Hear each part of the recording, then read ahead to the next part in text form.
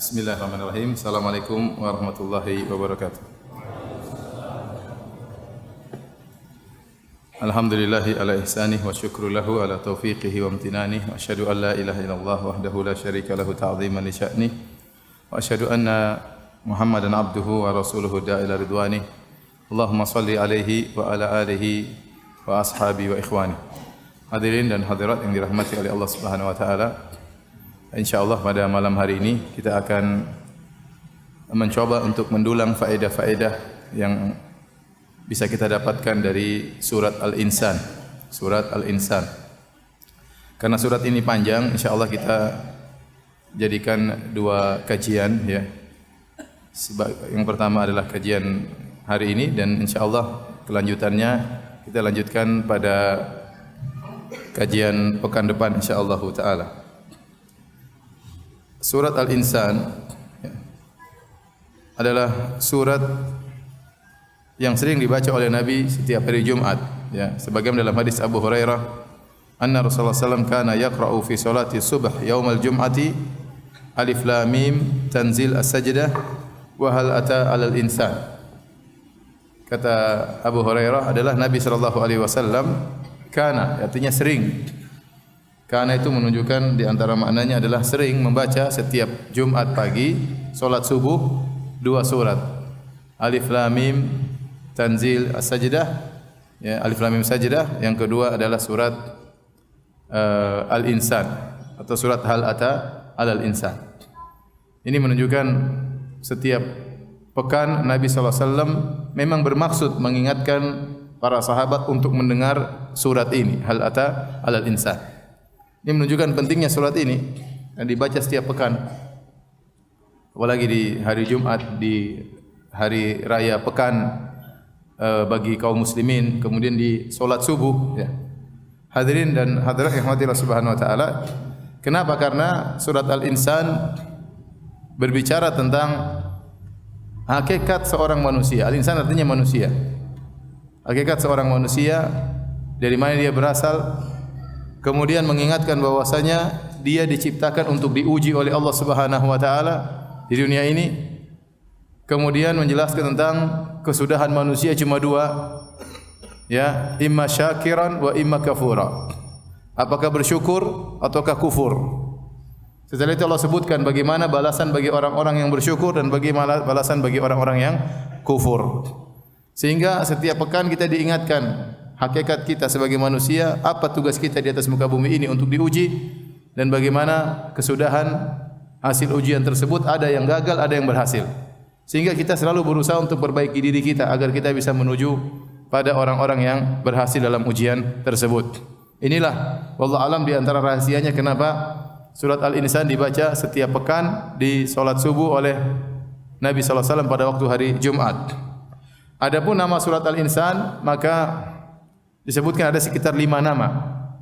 Di antaranya surat Hal Ata 'alal Insan. Dan inilah yang dikenal oleh para sahabat seperti dalam hadis Abu Hurairah, anna Rasulullah SAW kana yaqra fi salati subh yaumal jum'ah alif lam mim tanzil as-sajdah wa hal ata 'alal insan. Wa hal ata 'alal insan. Nabi SAW baca surat alif lam sajdah, nah surat Hal Ata 'alal Insan. Berarti dikenal di zaman sahabat dengan nama surat ini, Hal Ata 'alal Insan, dan ini karena di awal surat adalah ayat ini, hal ata 'alal insani hainun minad dahri lam yakun syai'an madhkura. Kemudian juga dikenal dengan nama surat Hal Ata. Hal Ata, ya, Hal Ata. Kemudian juga dikenal dengan nama surat Ad-Dahr. Karena dalam ayat ini Allah mengatakan hal ata 'alal insani hainun minad dahri. Ya, bukankah telah datang kepada manusia suatu zaman minad dahri, dari suatu zaman. Dahr artinya masa. Ya. Kemudian juga namanya adalah Al-Amsyaj. Ya. Amsyajin, karena kata atau lafal amsyaj ini tidak terdapat dalam surat-surat yang lain kecuali surat Al-Insan. Dan biasa di antara penamaan surat dicari lafal yang istimewa, yang orang begitu dengar lafal tersebut maka mengingat surat tersebut. Maka dicari lafal apa? Amsyaj. Amsyaj artinya campuran. Surat Al-Amsyaj. Kemudian juga disebut dengan surat Al-Abrar, ya, karena dalam Al-Quran, dalam surat ini juga disebut innal abrara yashrabun. Al-abrar, ya, tetapi al-abrar sering disebutkan dalam surat-surat yang lain. Intinya, inilah di antara nama-nama surat Al-Insan, ya. Yang di antaranya juga surat Al-Insan, ya. Jadi berapa nama? Hal ata 'alal insan, surat Hal ata, surat Ad-Dahr, surat apa tadi? Al-Amsyaj, surat Al-Abrar, surat Al-Insan. Ada sekitar 6 namanya. Taib, surat Al-Insan, ya, diperselisihkan oleh para ulama. Apakah dia surat Makkiyah atau surat Madaniyah? Ada 3 pendapat. Sebagian ulama mengatakan dari awal sampai akhir surat Makkiyah. Pendapat kedua dari awal sampai akhir surat Madaniyah, yaitu seluruh ayatnya Madaniyah. Sebagaimana sering kita sampaikan, Makkiyah yaitu turun sebelum Nabi berhijrah. Madaniyah turun setelah Nabi berhijrah. Tentu nuansa ayat-ayatnya berbeda antara Makkiyah dan Madaniyah. Kemudian sebagian ulama mengatakan suratnya seluruhnya Makkiyah kecuali satu ayat, yaitu wa yut'imuna at'ama ala hubbihi miskinan wa yatiman wa asira. Yang artinya mereka orang-orang saleh tersebut mereka memberi makan, ya, kepada miskin, yatim dan asir. Asir artinya adalah tawanan. Inilah ayat yang menjadikan sebagian ulama memandang bahwasanya dalam surat Al-Insan ada ayat Madaniyah atau seluruhnya Madaniyah. Kenapa? Karena tawanan tidak terjadi kecuali setelah Nabi di Madinah. Waktu Nabi sallallahu alaihi wasallam masih berdakwah di Mekah, Nabi tidak punya tawanan. Bahkan Nabi diusir, bahkan Nabi disiksa, para sahabat disiksa. Dakwanya dihalang-halangi, bagaimana mau bisa punya tawanan? Oleh karenanya kata wa yut'imuna at'ama ala hubbihi miskinan wa yatiman wa asira, dan mereka ciri-ciri orang saleh adalah memberi makan kepada fakir miskin, kepada anak yatim, kepada tawanan, menunjukkan bahwasanya ayat ini adalah ayat Madaniyah, turun di kota Madinah. Tetapi dibantah oleh sebagian ulama, dan yang ini pendapat yang lebih kuat, bahwasanya seluruhnya adalah Makkiyah. Dari awal sampai akhir adalah Makkiyah. Kenapa? Karena nuansa ayat-ayat Makkiyah tentang hari kiamat, ya, tentang orang-orang yang mendustakan akhirat, ya, tentang penciptaan. Ini semua nuansa ayat-ayat Makkiyah sebagaimana yang sudah kita bahas dalam surat-surat Juz Ammah. Isinya seperti itu, ya. Mengingatkan tentang hari akhirat. Ini rata-rata adalah ayat Makkiyah. Adapun ayat penyebutan miskinan wa yatiman wa asira tentang tawanan, maka tidak menunjukkan bahwasanya itu harus di Madinah, karena orang-orang Arab dahulu juga mereka sering menawan. Terjadi pertikaian di antara mereka, peperangan di antara kabilah, sehingga ada yang ditawan. Dan itu sudah dari dulu. Maka tidak harus, maksudnya adalah setelah peperangan antara Islam dengan kafir, ya. Bisa jadi mereka punya tawanan, atau tawanan tersebut ada yang mengartikan artinya budak-budak, karena budak-budak artinya tawanan, ya. Ya. Ada yang mengatakan bahwasanya asirat di situ adalah istri. Karena istri apa? Kata Nabi sallallahu alaihi wasallam, "Fattaqullaha fin nisa fa innahunna awanin 'indakum." Kata Nabi sallallahu alaihi wasallam, bertakwalah kepada Allah terhadap para wanita, karena sungguhnya mereka adalah tawanan di sisi kalian. Artinya tidak bisa macam-macam, ya. Mereka ditawan di rumah, maka seorang harus memberikan makanan yang terbaik bagi istrinya. Ini sebagian tafsir terhadap kata asir, tawanan. Sehingga wallahu alam bisawab, yang benar seluruh ayat dari awal sampai akhir adalah Makkiyah. Adalah ayat apa? Makkiyah. Baik. Kita masuk pada awal surat. Kata Allah Subhanahu wa taala,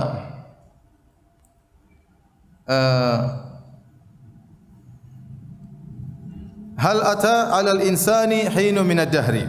Hal adalah kata istifhamiyah. Kalau kita istifham artinya pertanyaan, ya. Kalau kita terjemahkan dalam bahasa Indonesia artinya apakah atau bukankah? Bukankah? Ata 'alal insani, telah datang kepada manusia, hinu minad dahri, suatu zaman, suatu masa dari suatu zaman, lam yakun syai'an madhkura. Lam yakun syai'an madhkura. Waktu itu dia belum sesuatu yang bisa disebut. Belum sesuatu yang bisa disebut. Di sini al-insan, ya, secara umum ada 2 pendapat. Pendapat pertama, al-insan sini alif lamnya adalah alif lam al-ahdiyah. Kalau kita artikan dalam bahasa Indonesia, bukankah telah datang kepada manusia tersebut, yaitu seorang manusia yang sudah ditentukan, maksudnya Nabi Adam alaihissalam. Alif lamnya adalah alif lam al-ahdiyah. Dalam bahasa Arab disebut dengan alif lam al-ahdiyah. Maksudnya antum tidak tahu bahasa Arab, jadi saya bingung juga nyampaikannya.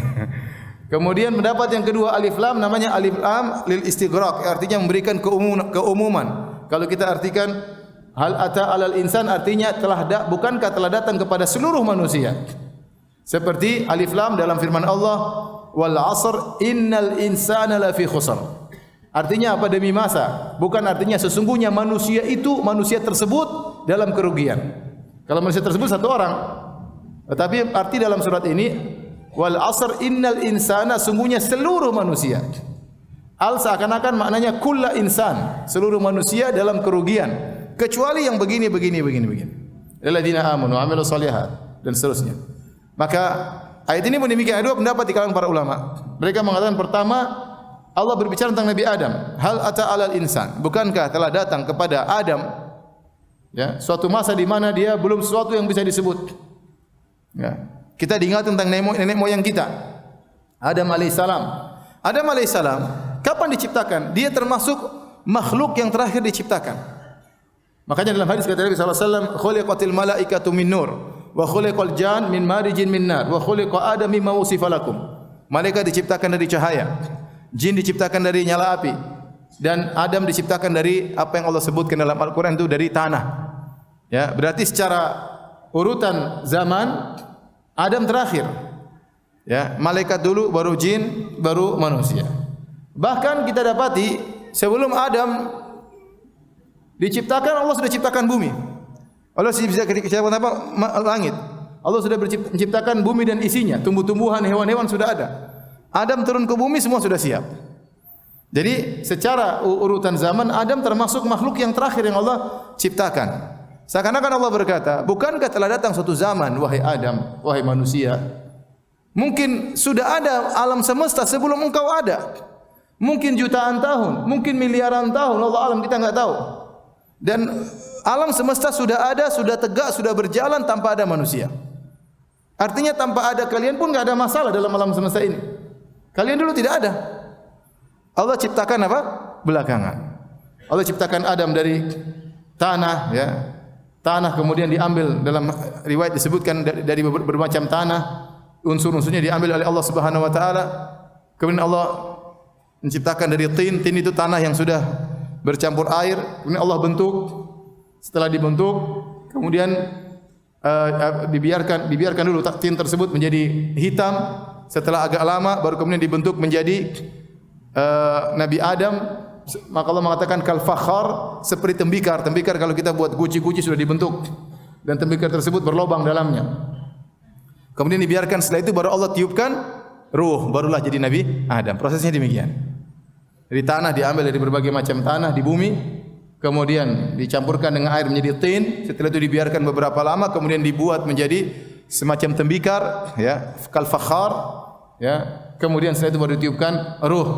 Sama seperti waktu Allah menyuruh Nabi Isa alaihissalam untuk membuat burung, diambillah tanah liat, dibuat burung, kemudian ditiup oleh Nabi Isa alaihissalam, jadilah patung burung tersebut menjadi apa? Burung beneran. Nah, Allah mengingatkan, bukankah telah datang satu zaman di mana engkau bukanlah sesuatu yang disebutkan. Yang nyebut Adam pun tidak ada, tidak ada dan tidak disebutkan. Jadi tingkatan ketiadaan ada dua. Yang pertama tidak ada tapi sudah disebut-sebut. Tidak ada tapi sudah disebut-sebut. Contohnya apa? Contohnya misalnya, insyaallah tahun 2020 kita akan bikin ini nih. Padahal belum ada, tapi sudah disebut-sebut. Bagi tahun 2020 atau tahun 2025 kita akan bikin ini. Belum ada tapi sudah disebut-sebut, sudah diplanningkan, sudah direncanakan. Setelah tahun 2025 baru dibikin. Itu namanya sudah ada, sudah disebut tapi belum ada. Tingkatan yang lebih parah, belum ada dan belum disebut. Enggak disebut sama sekali. Ente,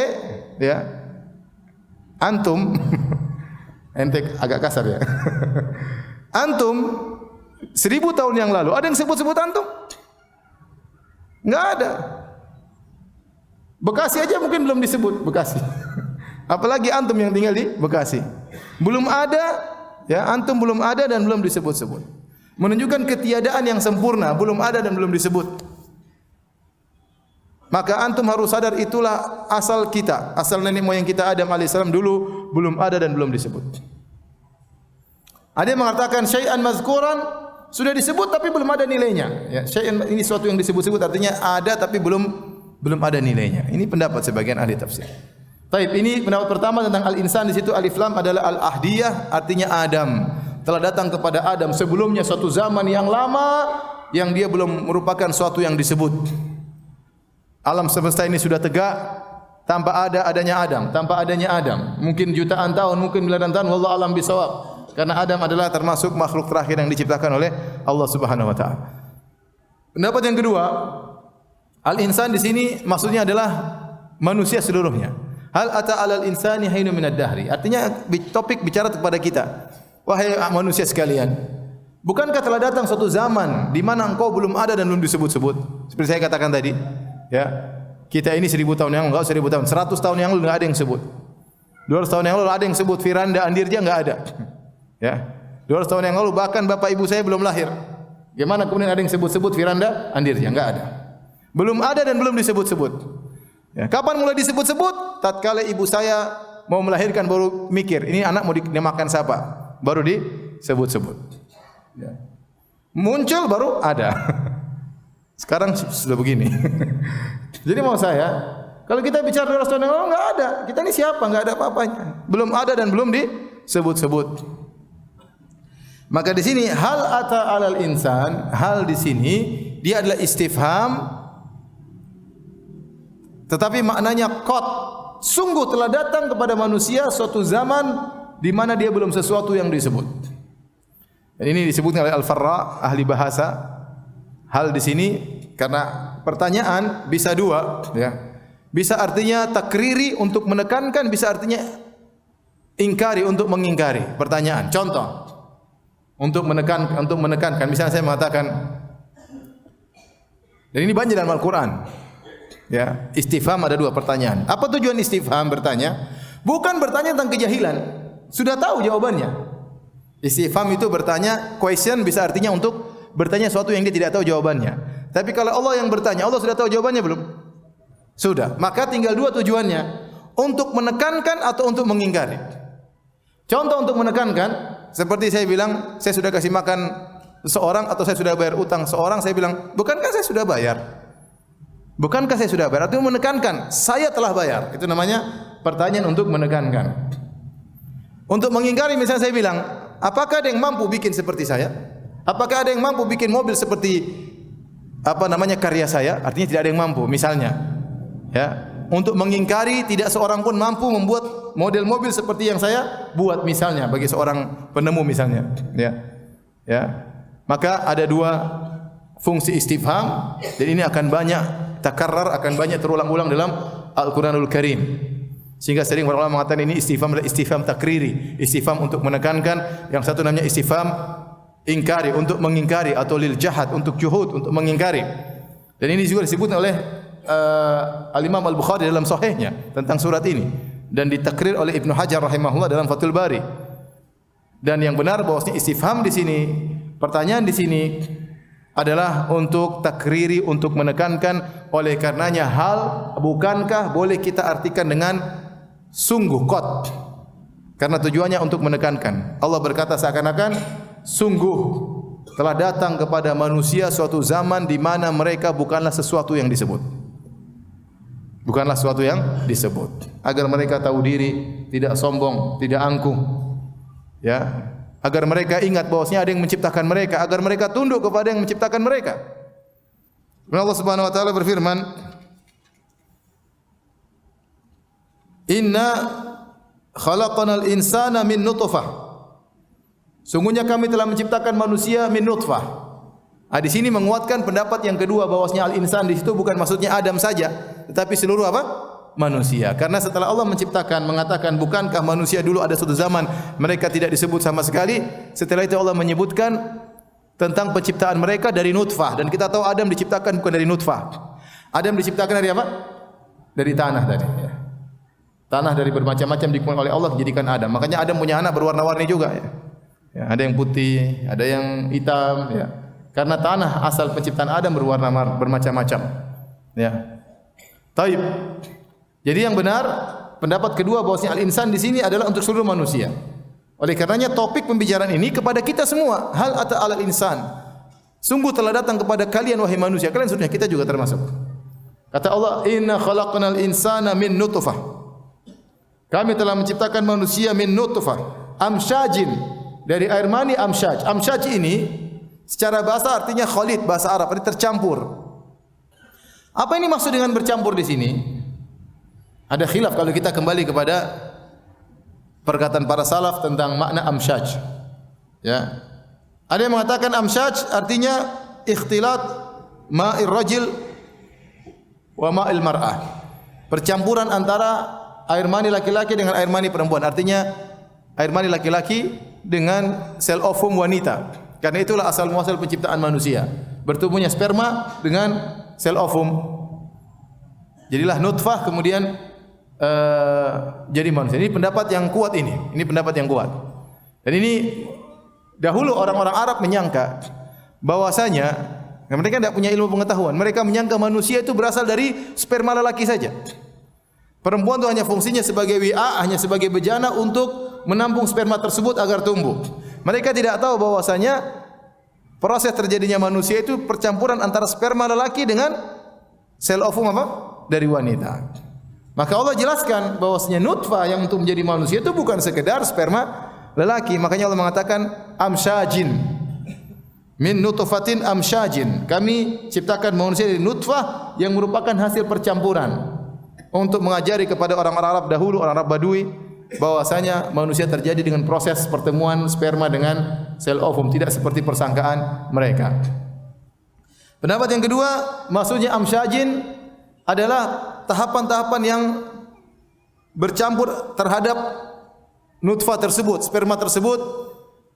Tadinya sperma, kemudian menjadi mudghah, segumpal daging, ya, kemudian menjadi sperma, kemudian alaqah, sebagai daging kecil yang menggantung, kemudian mudghah, kemudian menjadi daging, kemudian fakas menjadi kasaunal idhama lahma, kemudian tulang membungkus daging tersebut, kemudian menjadi manusia. Kata mereka inilah nutfah, maksudnya amsyaj, bercampur, maksudnya proses dia berubah dari satu ke yang lain. Ini dibantah oleh Ibnu Jarir At-Tabari. Tafsir ini kurang kuat. Kenapa? Karena Allah berbicara tentang nutfah ta'. Adapun nutfah sudah berubah menjadi alaqah, menjadi mudghah, itu sudah bukan dinamakan nutfah lagi. Apalagi sudah dibungkus dengan tulang, itu sudah bukan namanya apa? Nutfah. Padahal topik pembicaraan Allah tentang apa? Nutfah, tetes air. Ya. Kemudian pendapat berikutnya bahwasanya namanya nutfah dikatakan amsyaj karena di nutfah itu ternyata ada berbagai macam campuran-campuran. Untuk menjadikan nutfah tersebut butuh dengan campuran-campuran. Wallahu alam dengan campuran-campuran tersebut. Apakah dengan unsur-unsur apa, dengan gizi apa, wallahu alam. Ya. Kemudian juga ada yang mengatakan bahwasanya maksudnya nutfah amsyaj yang tadi saya sebutkan. Nutfah itu kalau ini kembali kepada Nabi Adam, bahwasanya nutfah terdiri atas bermacam-macam, ya, sehingga manusia itu tabiatnya juga bermacam-macam. Karena nutfah itu bermodel-model. Tapi saya katakan pendapat yang kuat, maksudnya amsyaj di sini adalah percampuran antara sperma dengan sel ovum wanita. Apa tujuannya kata Allah? Nabtali. Kami ini menciptakan manusia, ya, nabtali untuk mengujinya. Agar kita sadar bahwasanya kita diciptakan oleh Allah itu adalah untuk diuji. Makanya ikhwan, antum berusahalah punya hafalannya. Kalau antum hafal surat ini, antum dengar setiap hari Jumat pagi, antum betah mendengarnya. Tapi kalau antum enggak punya hafalan, antum dengar imam kok lama sekali. Karena antum tidak tahu artinya. Ya, kalau tahu artinya, tahu tafsirnya, kita merasa lezat, khusyuk di belakang imam. Dia baca mau cepat mau pelan, kita ngerti maknanya, sehingga kita seakan-akan dibawa alur cerita oleh sang imam. Ya. Makanya Ibnu Jarir At-Tabari mengatakan, saya heran bagaimana seorang bisa merasa lezat baca Al-Quran kalau dia tidak tahu tafsirnya. Ya, kita bilang kelezatan bertingkat-tingkat, ya. Tapi maksud saya, antum belajarlah bahasa Arab, ya. Mau belajar bahasa Arab tidak? Mau, ragu-ragu. Belajar bahasa Arab, kemudian berusaha untuk mengerti maknanya, itu ada kelezatan tersendiri tatkala kita membaca Al-Quran. Kata Allah, nabtalihi, kita ciptakan manusia, nabtalihi adalah untuk mengujinya. Ya. Jadi Allah menyebutkan nikmat yang Allah berikan kepada manusia, bahwasanya dia diciptakan dari air mani dan prosesnya. Tujuannya apa? Adalah untuk menguji manusia. Allah menciptakan kita bukan untuk abas, untuk sekedar bermain-main, bersenda gurau, hanya sekedar tanpa tujuan, tidak. Abas itu tanpa tujuan, tidak ada. Allah menciptakan semuanya karena ada hikmah. Tidak ada perbuatan Allah yang tanpa hikmah. Semuanya adalah dengan hikmah. Tidak seperti kita manusia, kita melakukan sesuatu terkadang main-main, enggak ada tujuan, hanya sekedar ngabisin waktu, hanya sekedar membuang waktu, enggak tahu bingung bikin apa. Tapi Allah seluruh perbuatannya pasti ada hikmahnya. Tatkala Allah menciptakan manusia, tujuannya adalah untuk nabtalihi, untuk mengujinya. Dan ini banyak dalam Al-Qur'an. Ya. Alladzi khalaqal mauta wal hayata liyabluwakum. Yang menciptakan kematian dan kehidupan untuk menguji kalian. Inna ja'alna ma 'alal ardi zinatan laha linabluwahum ayyuhum ahsanu amala. Kami menciptakan perhiasan di atas muka bumi ini dengan berbagai macam kenikmatan untuk menguji manusia. Jadi Allah jelaskan, Allah ciptakan kita ini untuk apa? Diuji. Nabtalihi. Dan kata Allah Subhanahu wa taala, faja'alnahu sami'an basira.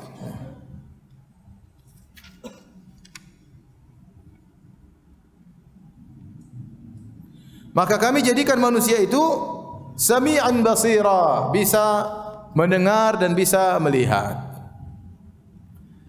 Kenapa Allah mengkhususkan penyebutan ini sami'an basira? Kami mengujinya, maka kami jadikan dia mendengar dan melihat. Karena dua sifat ini, mendengar dan melihat, inilah yang biasanya seorang diuji dari sisi itunya, dari sisi mendengar, dari apa yang dia dengar, apa yang dia lihat. Ucapan ini biasanya adalah natijah atau hasil produk dari data yang dikumpulkan oleh penglihatan dan pendengaran. Seorang baca, seorang melihat, seorang mendengar, maka dia kumpulkan di dadanya, kemudian dia ungkapkan dengan lisannya. Jadi sumber dia untuk menghadapi ujian ini adalah pendengaran dan penglihatan. Oleh karenanya Allah uji manusia dari pendengarannya dan dari penglihatannya. Kata Allah Subhanahu wa taala, "Inna sam'a wal basara wal fuada kullu ulaika kana anhu mas'ula." Sungguhnya pendengaran, penglihatan dan hati semuanya akan dimintai pertanggungjawaban oleh Allah Subhanahu wa taala. Maka seorang berhati-hati dalam pendengarannya dan penglihatan. Sungguhnya pendengaran dan penglihatan ini ujian dari Allah Subhanahu wa taala. Allah akan memintai pertanggungjawaban atas apa yang dia lihat dan atas apa yang dia dengar. Itu menunjukkan semakin beratnya kita hidup di zaman sekarang ini. Terlalu banyak yang kita lihat. Terlalu banyak yang kita apa? Dengar. Akhirnya kita mendengar, kita melihat, kita pun menyimpan dalam hati kita berkomentar, menganalisa dan macam-macam. Semakin lagi banyak pertanggungjawaban yang harus kita pertanggungjawabkan di hadapan Allah Subhanahu wa taala. Maka ingat ya ikhwan dan akhwat, ibu-ibu dan bapak yang dirahmati Allah Subhanahu wa taala, pendengaran antum, pendengaran antunna, penglihatan antum, penglihatan antunna akan diuji oleh Allah, dan kita sekarang sedang diuji dan akan dimintai pertanggungjawaban oleh Allah Subhanahu wa taala. Hati-hati dalam melihat, hati-hati dalam mendengar. Dahulu para salaf melarang namanya fudul nazar. Kurang kerjaan lihat sana ngelihat sini. Itu akhlak yang tidak disukai. Ya datang lewat jalan lihat-lihat rumah orang. Itu ngapain nanti lihat seperti itu? Artinya kalau fudul nazar, kalau bahasa Indonesianya apa ya? Bukan apa kelebihan suka apa ngelihat sana ngelihat sini. Fuduli, disebut fuduli itu orang yang kurang kerjaan, akhirnya ngelihat sana ngelihat yang bukan keperluannya, mendengar sana sini yang bukan keperluannya, ngomong sana sini yang bukan keperluannya, disebut oleh istilah salaf dulu fuduli ya. Dan kita banyak orang seperti gitu. Pengin tahu lihat sana lihat sini lihat sini. Kalau sudah lihat enggak mungkin diam, pasti komentar ya. Pasti komentar. Lihat orang, rumahnya ungu, ngapain rumahnya ungu? Ente rumah lunasi dulu. Ngapain ngurusin rumah orang ya? Lihat rumah lagi, rumahnya 4 tingkat, istrinya 4 kali. Ente istrinya 1, beresin dulu, baru. Jadi begitu. Kita ini sekarang di zaman pingin tahunya luar biasa, pingin lihat macam-macam, pingin dengar macam-macam, pingin tahu. Apalagi kalau kita sudah masuk di dunia medsos, browsing sudah, pasti pingin pencet, iya atau tidak? Itulah namanya fuduli. Itulah kita sedang diuji, pandangan kita, pendengaran kita sedang diuji, dan kita gagal rata-rata. Nanti hari kiamat diminta pertanggungjawaban. Zaman dulu orang mungkin untuk begitu-begitu kurang, apa yang mau dilihat? Dilihat onta, kemudian apa? Zaman sekarang enggak. Banyak hal yang bisa kita lihat yang tidak perlu kita lihat, dan banyak hal yang bisa kita dengar yang tidak perlu kita dengar. Masuk dalam urusan-urusan pelik padahal kita bukan ahlinya di situ. Enggak ngerti apa kesimpulannya apa? Wallahu alam. Bikin analisa orang bahlul, enggak ngerti. Enggak ada yang dengar juga analisa. Mau sampaikan analisa ke istri, istri juga bingung. Ini suami saya sejak kapan jadi analisator?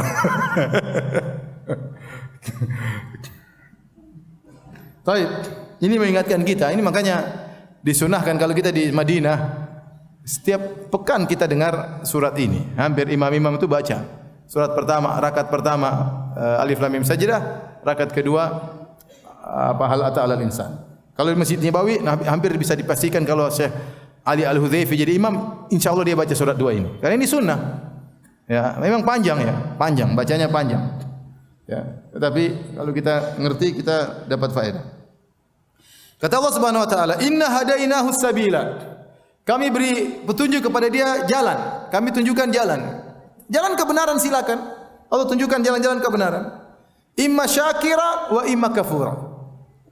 Dua hasilnya. Dua model aja hasil. Kalau dia bersyukur atau dia kufur.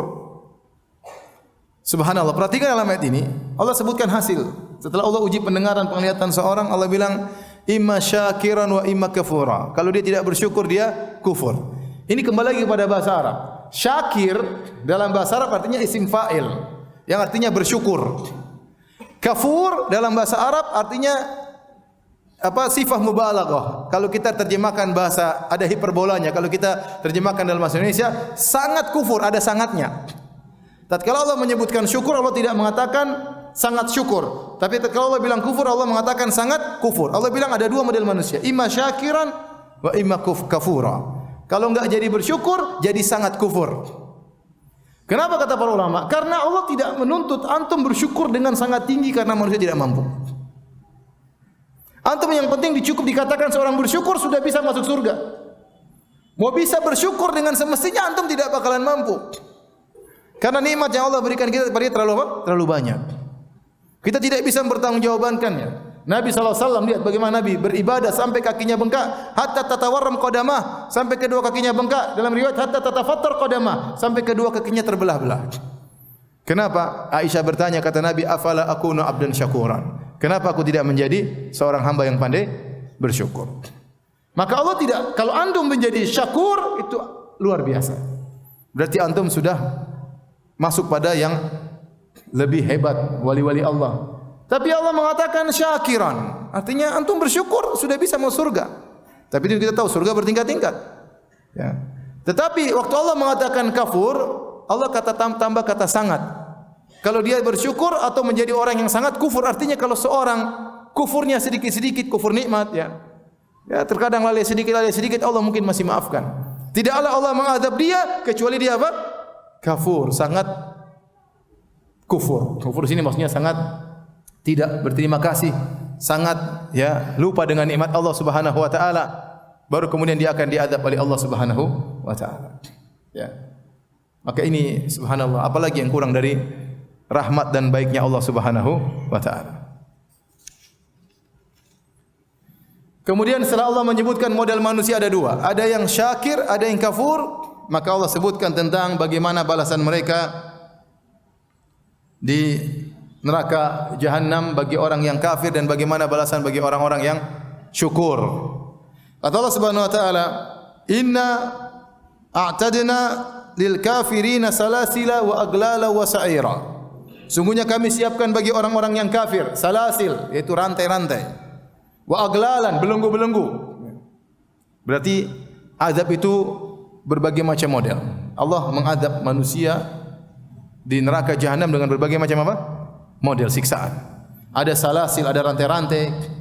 Mereka diikat dengan rantai, ditarik dengan rantai. Ada aglal belenggu. Tangan mereka dibelenggu, kaki mereka dibelenggu. Ada sa'ira, ada neraka, api neraka yang dinyalakan dengan berbagai macam model azab. Oleh karenanya ada yang diazab di wail, di lembah, ada yang diazab dengan sanurkihu Allah suruh dia manjat gunung yang sangat tinggi, yang sangat panas dengan berbagai macam siksaan. Di antaranya yang Allah sebutkan di sini salasila wa aglalan wa sa'ira. Itu ada rantai, ada belenggu dan ada api yang dinyalakan oleh Allah Subhanahu wa taala. Setelah itu Allah Subhanahu wa taala sebutkan tentang para penghuni surga, orang-orang yang bersyukur. Innal abrara yashrabuna min ka'sin kana mizajuha kafura. Sungguhnya orang-orang al-abrar. Al-abrar jamak dari al-bar atau al-bar, yaitu orang yang sangat baik. Sebenarnya Allah mengatakan sebagaimana pernah kita sebut dalam tafsir juz amma, al-bar secara bahasa menunjukkan keluasan, ya. Makanya dikatakan daratan dengan al-bar, ya, karena menunjukkan keluasan. Sehingga tidaklah dikatakan seorang bar atau seorang abror kecuali dia melakukan kebajikan yang banyak. Ya, ini tingkatan surga tertentu, ya. Al-abror. Kalau dia bersedekah, dia sedekahnya banyak. Kalau dia salat malam, salat malamnya banyak. Kalau dia baca Quran, dia baca Qurannya banyak. Ya, kalau dia salat sunnah, dia salat sunnahnya banyak. Ya, bukan sekedarnya tidak, tapi dia benar-benar baik. Ya. Sebenarnya Allah mengatakan al-abrar mengumpulkan dua, yaitu berbuat baik kepada Allah dan tidak mengganggu orang lain. Makanya sebenarnya Allah mengatakan apa yang disebut dengan orang soleh. Orang soleh itu orang yang menunaikan hak Allah dan hak manusia. Hak Allah dia tunaikan, hak manusia dia tunaikan. Kewajibannya kepada orang tuanya dia tunaikan, kewajibannya kepada istrinya dia tunaikan, kewajibannya kepada suaminya dia tunaikan, kewajibannya kepada anak-anaknya dia tunaikan, kewajibannya kepada saudaranya, kepada tetangganya dia tunaikan. Dia tidak menahan hak orang lain. Kalau dia sudah menunaikan hak Allah dan sudah menunaikan hak manusia, dia sudah tunaikan, maka dia adalah orang yang saleh, dia adalah orang yang abrar. Sebenarnya Allah mengatakan seperti riwayatnya dari Ibnu Umar radhiyallahu anhu berkata, "Innama sammahumullahu jalla thana'uhu al-abrara li'annahum barrul aba wal abna." Perhatikan sini, ini tafsir Ibnu Umar. Ibnu Umar berkata, sungguhnya mereka penghuni surga ini disebut dengan al-abrar, orang-orang yang berbakti. Kenapa? Karena mereka berbakti kepada orang tua mereka dan berbuat baik kepada anak-anak mereka. Jadi benar-benar dia perhatikan orang tuanya dan benar-benar perhatikan anak-anaknya. Sebagian orang sama orang tua Masya Allah perhatian, sama anak-anak kurang perhatian. Sebagian orang ya tadi anak-anak dibiarkan saja, dibiarkan bebas, dikasih apa yang mereka inginkan, tidak pernah diperhatikan baca Qur'annya, tidak pernah diperhatikan salatnya, tidak pernah dibangunkan untuk salat, tidak pernah dikasih wejangan dengan alasan karena berbagai macam kesibukan, maka dia bukan orang abrar. Sebagian orang hanya berbuat baik kepada anaknya, orang tuanya tidak pernah dia perhatikan. Anaknya apa yang diinginkan dia berikan, orang tuanya tidak pernah dia jenguk, jarang dia telepon, jarang dikasih hadiah, tidak dikasih uang bulanan padahal dia punya uang berlebihan. Maka dia bukan orang abrar. Ada orang lebih parah dua-duanya, orang tua tidak diperhatikan, anak pun tidak dia perhatikan.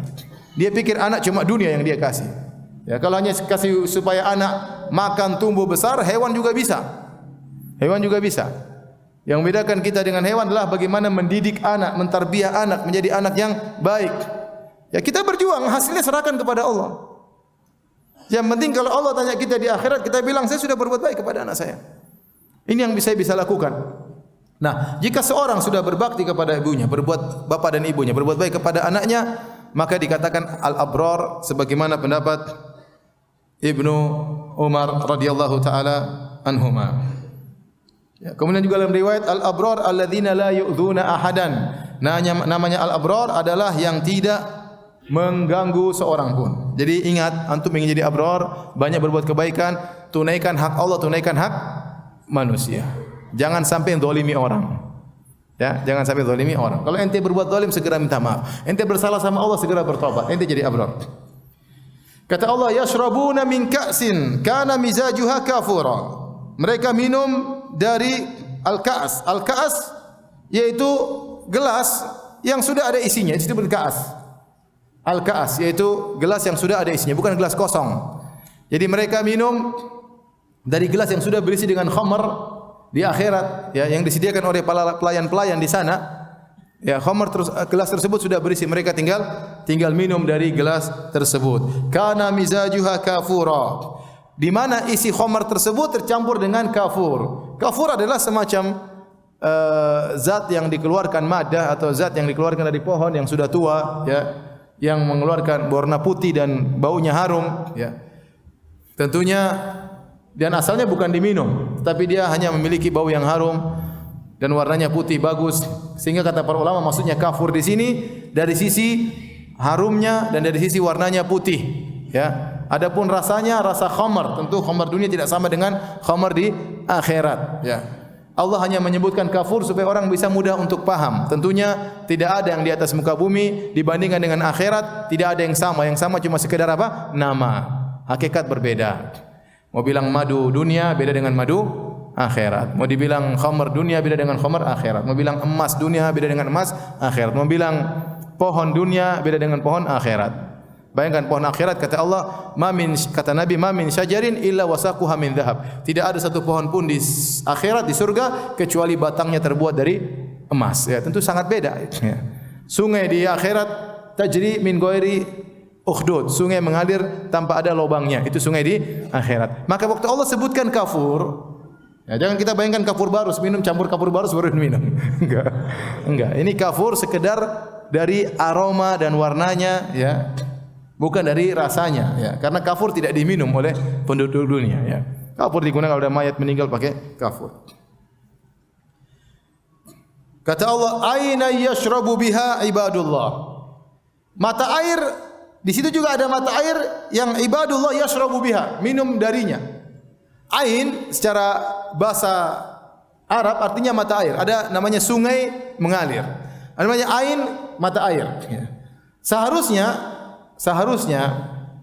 kalau secara bahasa yashrab artinya minum. Ainai yashrabu minha. Harusnya secara bahasa Allah mengatakan mata air yang mereka hamba-hamba Allah al-abrar minum darinya. Min artinya darinya. Tetapi ternyata Allah menggunakan biha. Biha artinya dengan. Maka susah untuk kita bayangkan maknanya. Mata air yang mereka minum dengannya. Harusnya kan minum darinya, iya atau tidak?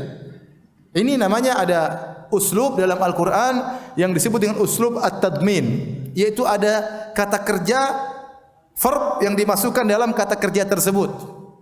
Kata kerja di sini maksudnya minum.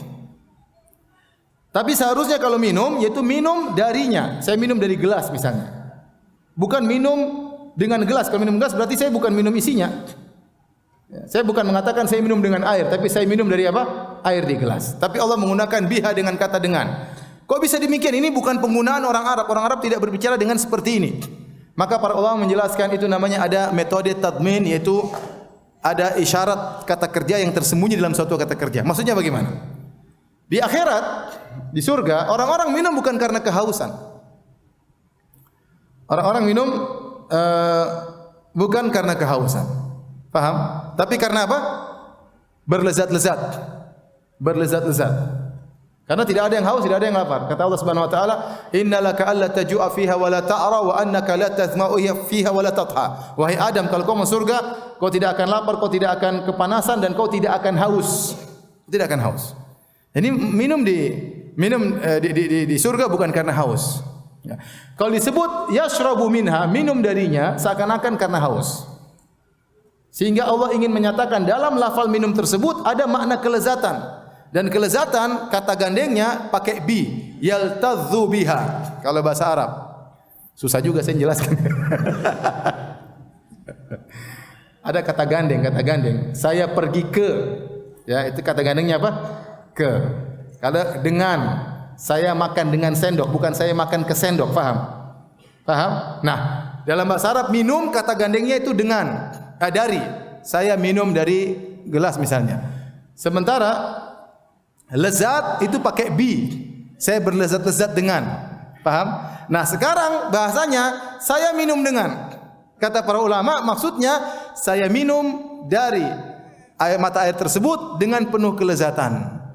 Dengan penuh kelezatan supaya orang tidak menyangka kalau Allah hanya mengatakan minum dari mata air seakan-akan karena haus. Padahal minum karena kelezatan, maka Allah menggunakan bi. Allah menggunakan, kenapa Allah tidak mengatakan berlezat-lezat dengan mata air? Nanti disangka berlezat-lezat hanya memandang saja. Padahal kelezatan tersebut dengan merasa, dengan dzauq. Paham tidak? Wallahu alam. Ini pembahasan sangat indah dalam ilmu tafsir. Tapi tadi saya berusaha dekatkan dengan bahasa Indonesia. Mudah-mudahan antum mengerti. Kalau antum bahlul bukan salah saya. Baik, kita azan dulu ya. Salat nanti kita lanjutkan. Wallahu taala alam bisawab. Bismillahirrahmanirrahim. Alhamdulillah, salatu wassalamu ala Rasulillah wa ala alihi wa sahbihi wa ala. Selanjutkan, ya, Allah Subhanahu wa taala menyebutkan aina yashrabu biha ibadullahi, mata air yang keluar yang mereka minum dan berlezat-lezat dari mata air tersebut. Kata Allah, yufajjirunaha tafjira, yang mereka tafjir yaitu mengeluarkan mata air tersebut dengan sebanyak-banyaknya, ya.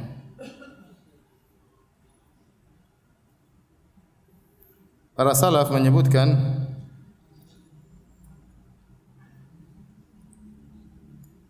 bahwasanya maksudnya yufajjiruna tafjira yaitu mereka ibadullah, ketika mereka hendak minum mereka tinggal mengeluarkan air dari mata air. Dimanapun mereka berada air mata air bisa keluar. Sebagian salaf mengatakan mereka pegang tongkat tinggal tunjuk keluar di situ, tinggal tunjuk keluar di situ. Dimanapun mereka berada mata mereka bisa yufajjirun, mereka bisa mengeluarkan mata air. Jadi mereka tidak perlu jalan mencari mata air. Tapi kapan saja mereka butuhkan mata air, mereka tinggal tunjuk mata air maka akan keluar dan mereka minum dari situ. Ya, itu makanya Allah sebutkan yufajjirun, mereka yang mengeluarkan. Ya, yufajjiruna tafjira. Ini adalah nikmat yang luar biasa. Tatkala kita membaca kenikmatan yang luar biasa Allah berikan kepada al-abrar, maka kita akan bertanya, bagaimana cara kita bisa mendapatkan nikmat-nikmat tersebut? Ya, orang yang baca ayat ini tentu bertanya, bagaimana bisa meraih kenikmatan yang luar biasa tersebut? Maka Allah langsung kasih jawabannya.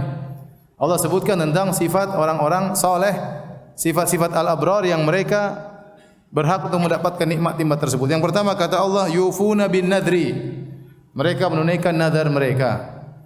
Di sini nazar yang benar adalah bukan maknanya nazar yang sebagaimana kita ketahui saja. Nazar itu berjanji kepada Allah, saya akan begini, saya akan bersedekah sekian kalau saya begini, ya. Apalagi nazar tersebut kata para ulama nazar yang makruh, innama yustakhraju minal bakhil.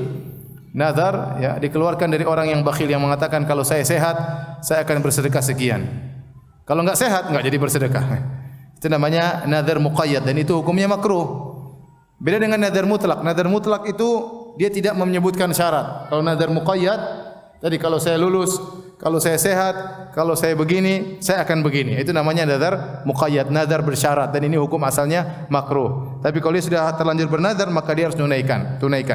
Bukan nazar itu, wallahu alam bisawab yang dimaksud, tapi nazar maksudnya seorang mengilzamkan dirinya untuk saya akan begini meskipun tanpa ada syarat, ya. Atau dia maksudnya bernazar menunaikan nazarnya artinya dia benar-benar menjalankan ketaatan kepada Allah. Dia sudah bertekad dalam dirinya saya akan selalu salat 5 waktu di masjid misalnya. Dia bertekad kalau saya punya uang saya akan umrah dan dia tunaikan semuanya. Dia tunaikan semuanya. Oleh karenanya kata para ulama Allah menggunakan kata fi'il mudhari'. Fi'il mudhari' itu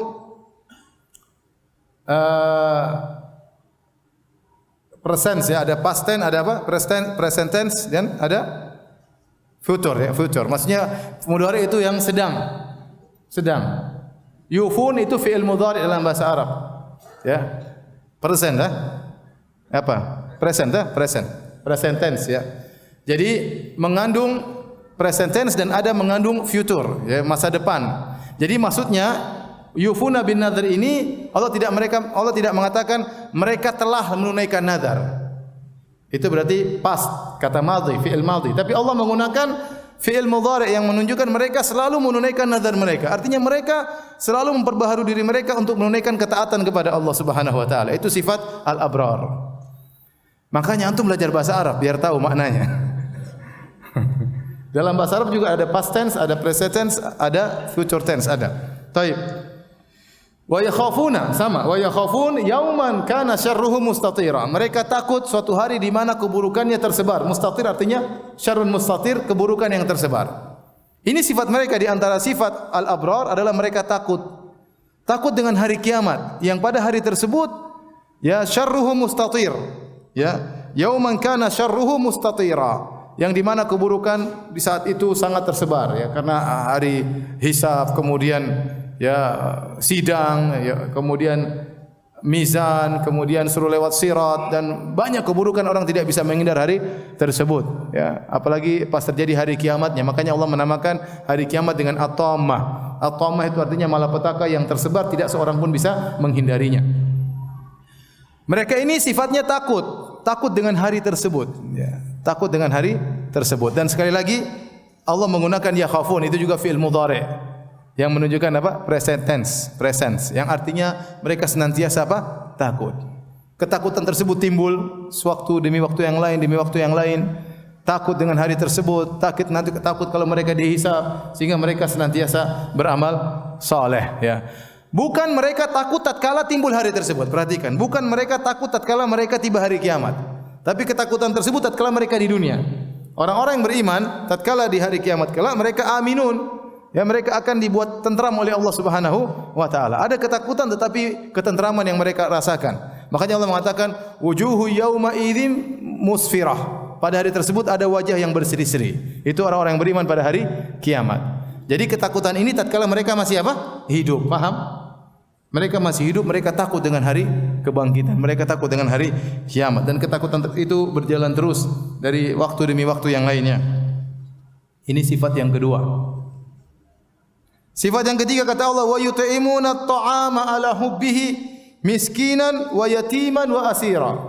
Mereka memberi makanan ala hubbihi, yang padahal mereka suka dengan makanan tersebut. Miskinan wa yatiman wa asira. Mereka berikan kepada orang miskin, mereka berikan kepada anak yatim, mereka berikan kepada asiran. Asiran adalah tawanan.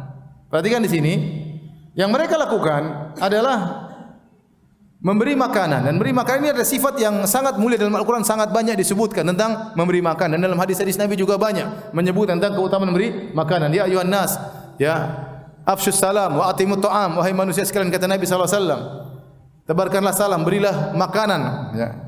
Bagikan makanan. Sering oleh karenanya orang-orang kafir di antara yang menyebabkan mereka masuk neraka gara-gara tidak kasih makan.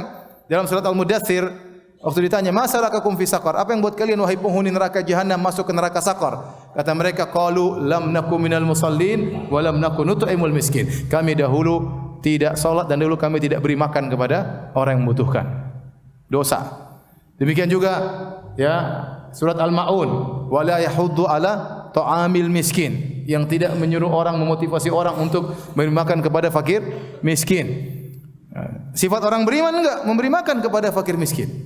Ada punya kalimat, orang butuh makan ya akhi. Sampai sekarang banyak orang yang punya duit saja kalau kita undang makan senang atau tidak? Senang, apalagi enggak punya duit.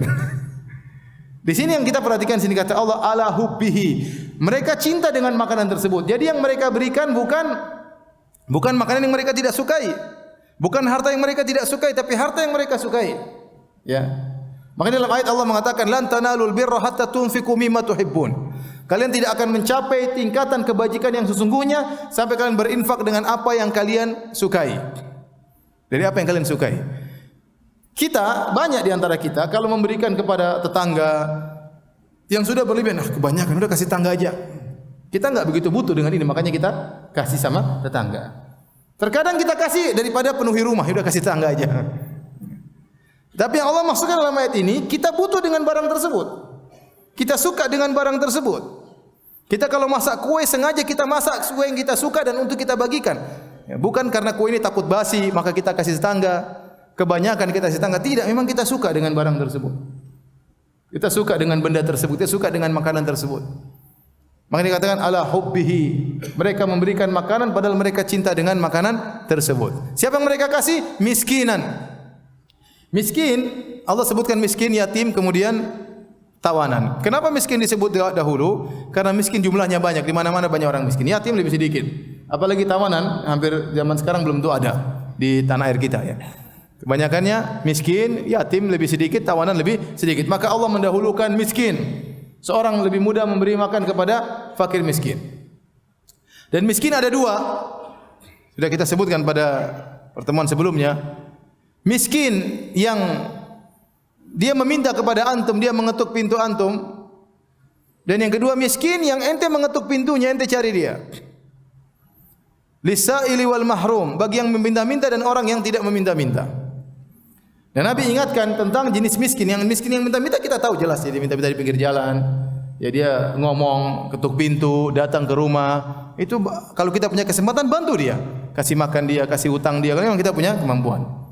Ada miskin jenis kedua yang Nabi isyaratkan dalam hadis Sahih Bukhari dan Sahih Muslim, kata Nabi sallallahu alaihi wasallam, "Laisal miskin alladhi tarudduhu luqmatu wala luqmatan, wala tamratu wala tamratan.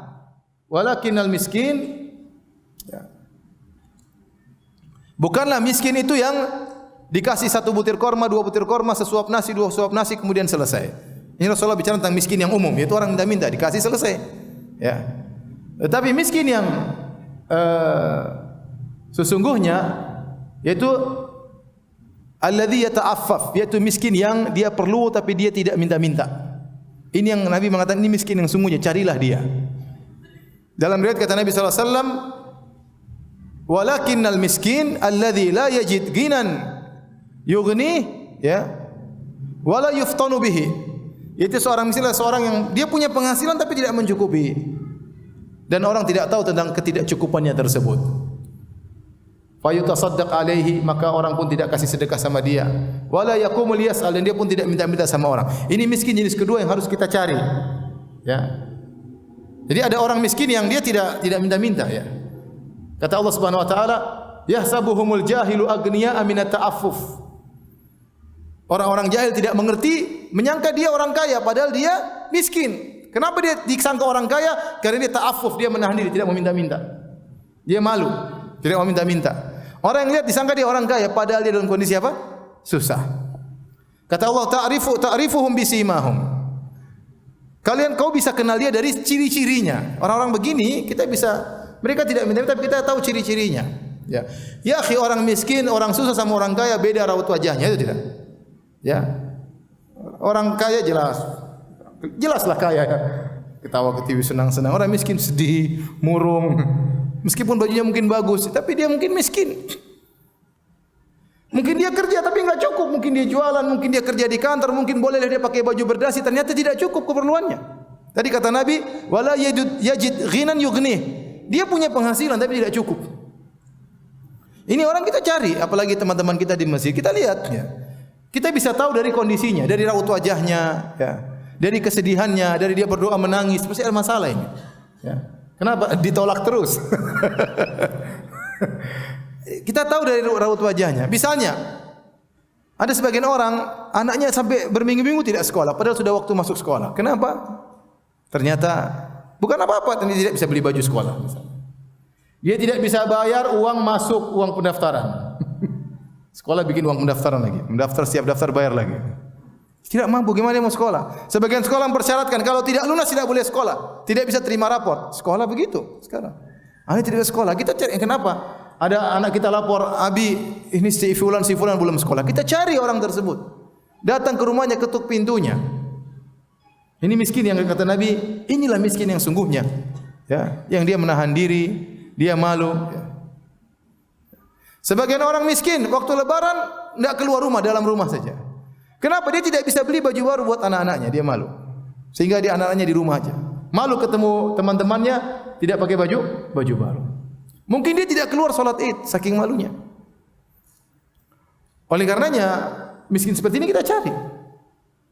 Ada seorang mungkin rajin untuk ilmu, kemudian sudah lama dia tidak untuk ilmu.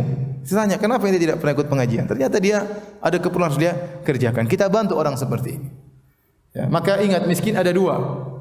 Ada miskin yang mengetuk pintu rumah antum kasih. Ada miskin model kedua yang antum mengetuk pintu rumahnya. Orang yang diketuk pintunya oleh orang miskin dibandingkan dengan orang yang mencari orang miskin mencarinya, lebih afdal yang kedua. Yang dia mencari orang yang susah, kemudian terutama kawan-kawan dekatnya, dia tahu, dia perhatian. Dia kata Allah, ta'rifuhum bisimahum la yas'aluna an-nasa ilhafa. Kau tahu dari ciri mereka, mereka tidak minta-minta kepada orang lain. Tapi meskipun tidak minta-minta, kita bisa melihat ciri mereka, kesusahan dari raut wajahnya, dari kesedihannya dan yang lainnya. Tapi kata Allah Subhanahu wa taala, wa yatiman, dan mereka beri miskin kepada anak yatim. Anak yatim itu anak yang bapaknya meninggal dunia dan dia belum balik, ya. Itu definisi yatim. Definisi yatim. Sebenarnya kalau anak sudah balik tidak dikatakan yatim lagi. Kalau dia belum balik baru disebut dengan apa? yatim. Selama bapaknya kalau meninggal. Kalau yang meninggal ibunya tidak dikatakan yatim karena bapaknya masih bisa mencari nafkah buat dia. Bapaknya masih bisa kawin lagi untuk mengayomi sang anak. Tapi dikatakan yatim kalau bapaknya meninggal dan dia belum balik. Kalau dia sudah balik dia bisa kerja. Kalau yang perempuan sudah balik bisa dinikahi. Ini secara syar'i itu namanya yatim. Tetapi kebanyakan yatim-yatim di tanah air kita atau dimanapun kalau sudah balik berubah menjadi miskin. Paham? Dia mungkin sudah tidak yatim tapi masih miskin. Sekolah enggak ada yang tanggung, enggak ada yang perhatian sama dia. Maka lanjutkan aja, enggak ada masalah. Apakah dia yatim atau dia miskin, tetap lanjutkan, kita membiayai kehidupannya. Ya. Kemudian kata Allah wa asira. Wa asira artinya orang yang ditawan. Dan ini dalil bahwasanya berbuat baik kepada orang kafir juga dapat pahala. Meskipun disebutkan terakhir. Miskin, yatim asir. Kenapa? Karena asir kebanyakan tawanan orang kafir biasanya. Biasanya orang kafir, dan ini ijma' ulama bahwasanya orang yang berbuat baik kepada orang kafir dapat pahala jika memang itu mendatangkan kemaslahatan. Apalagi kalau kita membantu orang muslim. Jadi kalau ada bencana misalnya menimpa orang kafir, kita bantu. Meskipun agama berbeda, enggak ada masalah. Allah menyuruh kita untuk membantu orang kesusahan, muslim ataupun kafir, ya. Muslim ataupun kafir. Setelah itu, setelah Allah menyebutkan beberapa amalan, Allah berkata, innama nut'imukum liwajhillah. Mereka berkata, kata para ulama dalam hati mereka, innama nut'imukum liwajhillah. Sungguhnya kami ini beri makan kepada kalian karena Allah. La nuridu minkum jazaan wala syukura. Kami tidak butuh balasan dari kalian dan kami tidak butuh terima kasih dari kalian. Ini adalah yang mereka lakukan ikhlas, karena Allah jelaskan berbuat baik kepada orang yang beri makan kepada orang lain hanya bisa berpahala kalau ikhlas. Innamal a'malu binniyat, amalan tergantung niat. Kalau tidak ikhlas percuma. Maka Allah ingatkan, kalau Anda berbuat baik, muamalah Anda dengan Allah bukan dengan mereka. Maka innama nut'imukum liwajhillah. Kita ini beri makan kepada kalian karena Allah. Allah yang suruh mencari keridhaan Allah. Bukan mengharap balasan dari kamu, bukan mengharapkan balasan dari kamu dan kata terima kasih. Tadi seperti orang miskin, bukti kita mencari ridha Allah, kita cari dia. Kalau orang bilang, kenapa ente tidak bantu si fulan? Ya, kalau dia perlu kan dia datang sama saya. Kalau dia tidak datang, saya berarti tidak perlu. Jangan begitu. Allah suruh kita cari. Nabi suruh kita cari orang tersebut. Ya, kita tunggu dia merendahkan diri baru kita bantu? Tidak juga. Ada orang yang dia pemalu, dia tidak berani minta. Dia enggak enak. Maka kita yang datang, kita tawarkan bantuan kepadanya. Ya. Ini menunjukkan keikhlasan seseorang. Oleh karena Aisyah radhiyallahu taala anha, kalau dia memberi bantuan kepada orang, dia kirim budak perempuannya kasih. Kemudian dia mengatakan, jangan dulu pergi, tunggu apa yang diucapkan oleh orang tersebut. Apa yang didoakan orang tersebut? Aisyah tidak ingin balasan doa tersebut. Aisyah mendoakan dia supaya doa dia dibalas dengan doa Aisyah, sehingga pahala sedekah tetap Allah ganti di akhirat. Di hadapan Anda punya pilihan, terima kasih dan balasan dari manusia, atau Anda menunggu balasan dari Allah Subhanahu wa taala. Kalau Anda ingin mendapatkan balasan dari Allah, al-abrar yang tadi minum, yang tadi begini, yufajjiruna tafjira, yang dapat nikmat di akhirat, maka jangan berharap dari manusia terima kasih maupun balasan, balas jasa, enggak perlu. Enggak perlu. Dan itu berat. Tapi itulah sifat orang-orang yang al-abrar, bahwasanya mereka memberi bantuan ikhlas karena Allah Subhanahu wa taala, tidak mengharap jazaan wala syukura, terima kasih maupun balasannya. Baik, sampai di sini saja kajian kita. Saya lagi malas jawab pertanyaan. Minta uzur ya. Sampai sini saja kajian kita. Insyaallah kita bertemu pekan depan, kita selesaikan surat Al-Insan biidznillah taala. Subhanakallah bihamdik asyhadu an la ilaha illa anta astaghfiruka wa atubu ilaik. Assalamualaikum warahmatullahi wabarakatuh.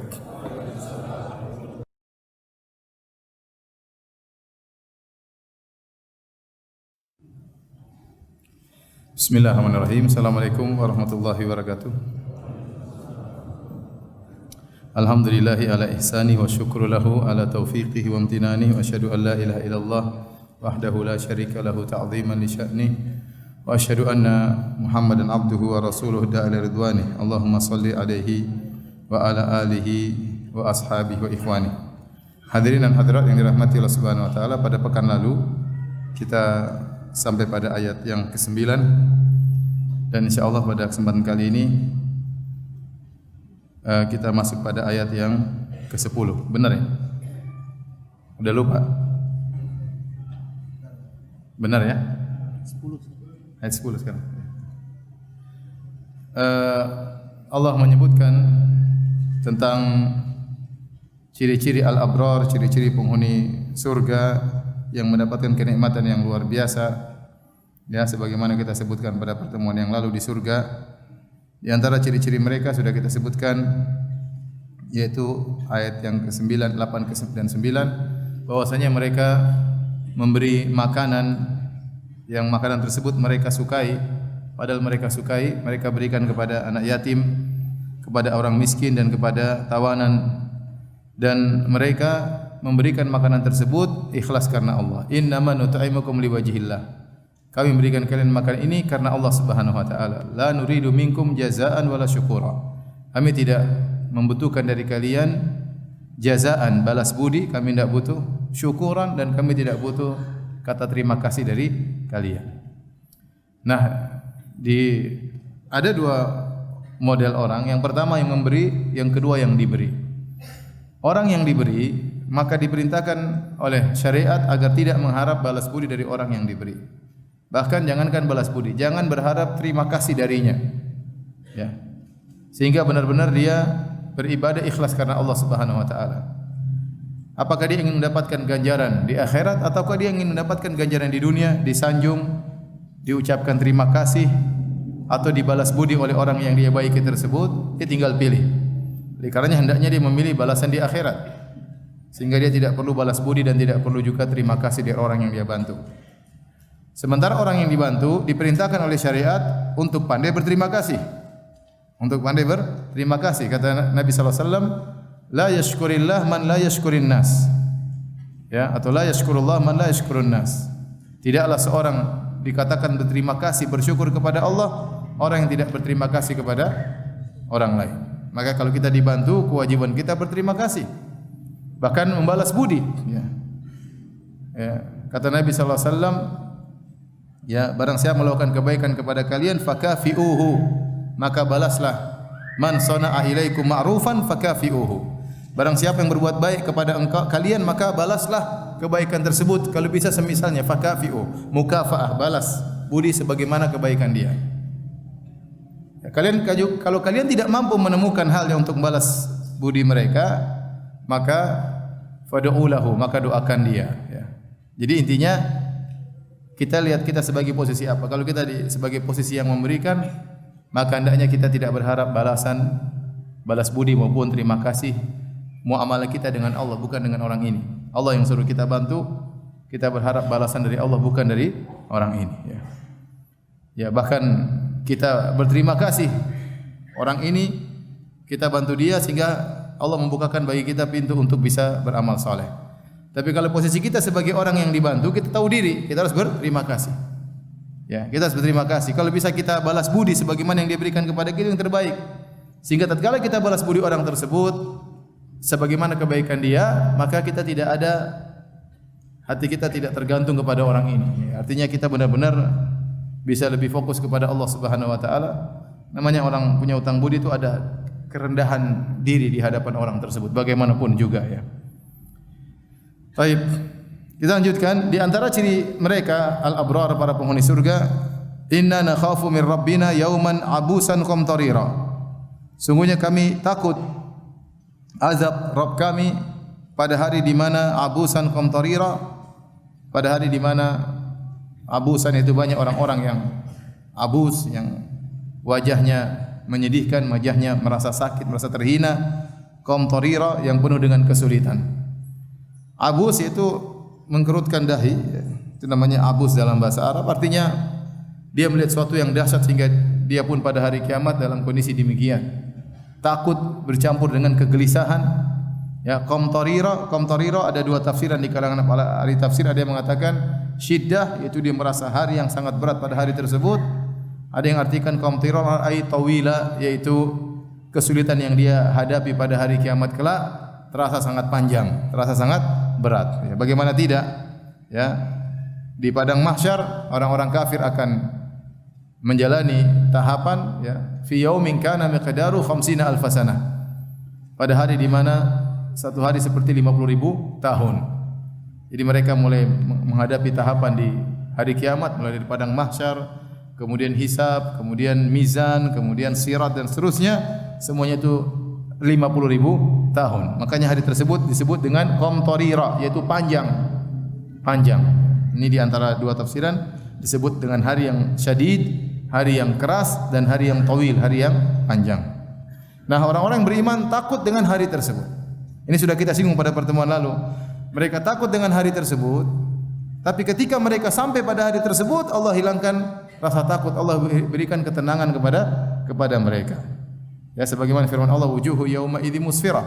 Pada hari tersebut wajah-wajah mereka berseri-seri. Ya. Tetapi waktu di dunia mereka takut dengan hari kiamat. Itu ciri orang beriman, takut dengan azab Allah, takut dengan hari yang sangat dahsyat tersebut. Kata Allah, fawaqahumullahu syarra dzalikal yaumi wa laqahum nadrata wa surura. Buktinya kata Allah, fawaqahumullah, Allah pun memelihara mereka, menjaga mereka dari buruknya hari tersebut. Hari kiamat, hari yang buruk. Tetapi ya, keburukan yang ada pada hari tersebut, kedahsyatan pada hari tersebut dicegah oleh Allah sehingga tidak mengenai mereka. Maka Allah mengatakan fawaqahumullahu syarra dzalikal yaum. Allah lindungi mereka. Wiqayah artinya Allah melindungi mereka dari keburukan hari tersebut. Kenapa? Waktu di dunia mereka takut dengan hari tersebut. Adapun orang kafir mereka tidak takut. Ya. Mereka merasa aman. Sebagaimana firman Allah, innahu kana fi ahlihi masrura. Dahulu orang kafir waktu di dunia bersenang-senang di keluarganya. Innahu dhanna alla yahur. Dia menyangka dia tidak akan dikembalikan lagi oleh Allah Subhanahu wa taala. Orang beriman takut sehingga dengan ketakutannya kepada hari kiamat. Jadi ingat, takut dengan hari kiamat itu ibadah ya. Ini itu sebab seorang dilindungi oleh Allah pada hari kiamat kelak. Ya. Makanya kita belajar tentang dahsyatnya hari kiamat, tentang dahsyatnya hisab, tentang dahsyatnya mizan, tentang dahsyat sirat agar tumbuh rasa takut dalam diri kita karena kita menyadari betapa banyak kekurangan kita, betapa banyak kesalahan kita. Dan rasa takut itu Allah beri balasan dengan dilindungi dari buruknya hari tersebut. Kemudian kata Allah, walaqahum nadrata wa surura.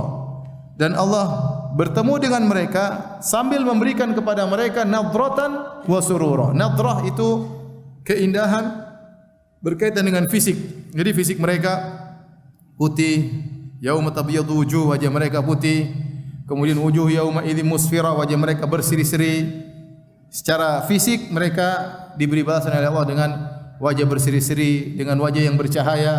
Wa sururan, dan dalam batin juga mereka berbahagia. Dalam batin mereka juga berbahagia. Jadi nadrah berkaitan dengan fisik, surur berkaitan dengan batin. Itu balasan yang Allah berikan kepada mereka pada hari kiamat kelak. Kata Allah, wa jazahum bima sabaru jannatan wa harira. Dan Allah memberi balasan kepada mereka atas kesabaran mereka, atas kesabaran mereka. Ma di sini bagi yang belajar bahasa Arab, ma adalah ma al-mausulah bi makna alladhi. Yang kalau dalam usul fikih ma al-mausulah ta'um, memberikan faedah keumuman.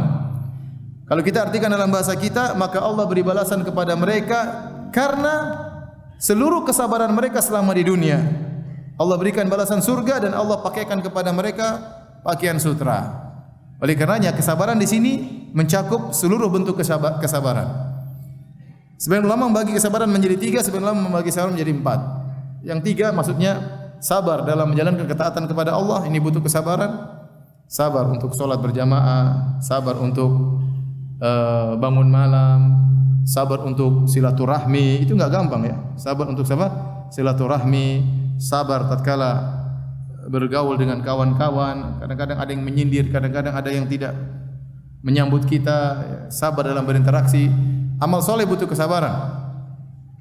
Kemudian sabar dalam meninggalkan maksiat. Ini juga sangat berat di zaman sekarang ini. Sabar untuk menundukkan pandangan, sabar untuk tidak melihat foto-foto cewek atau video-video wanita yang buka aurat di YouTube ya, atau di samping-samping YouTube ya. Terkadang ustaz sampingnya cewek-cewek, masya Allah ya. Tergantung mata kita gini betul.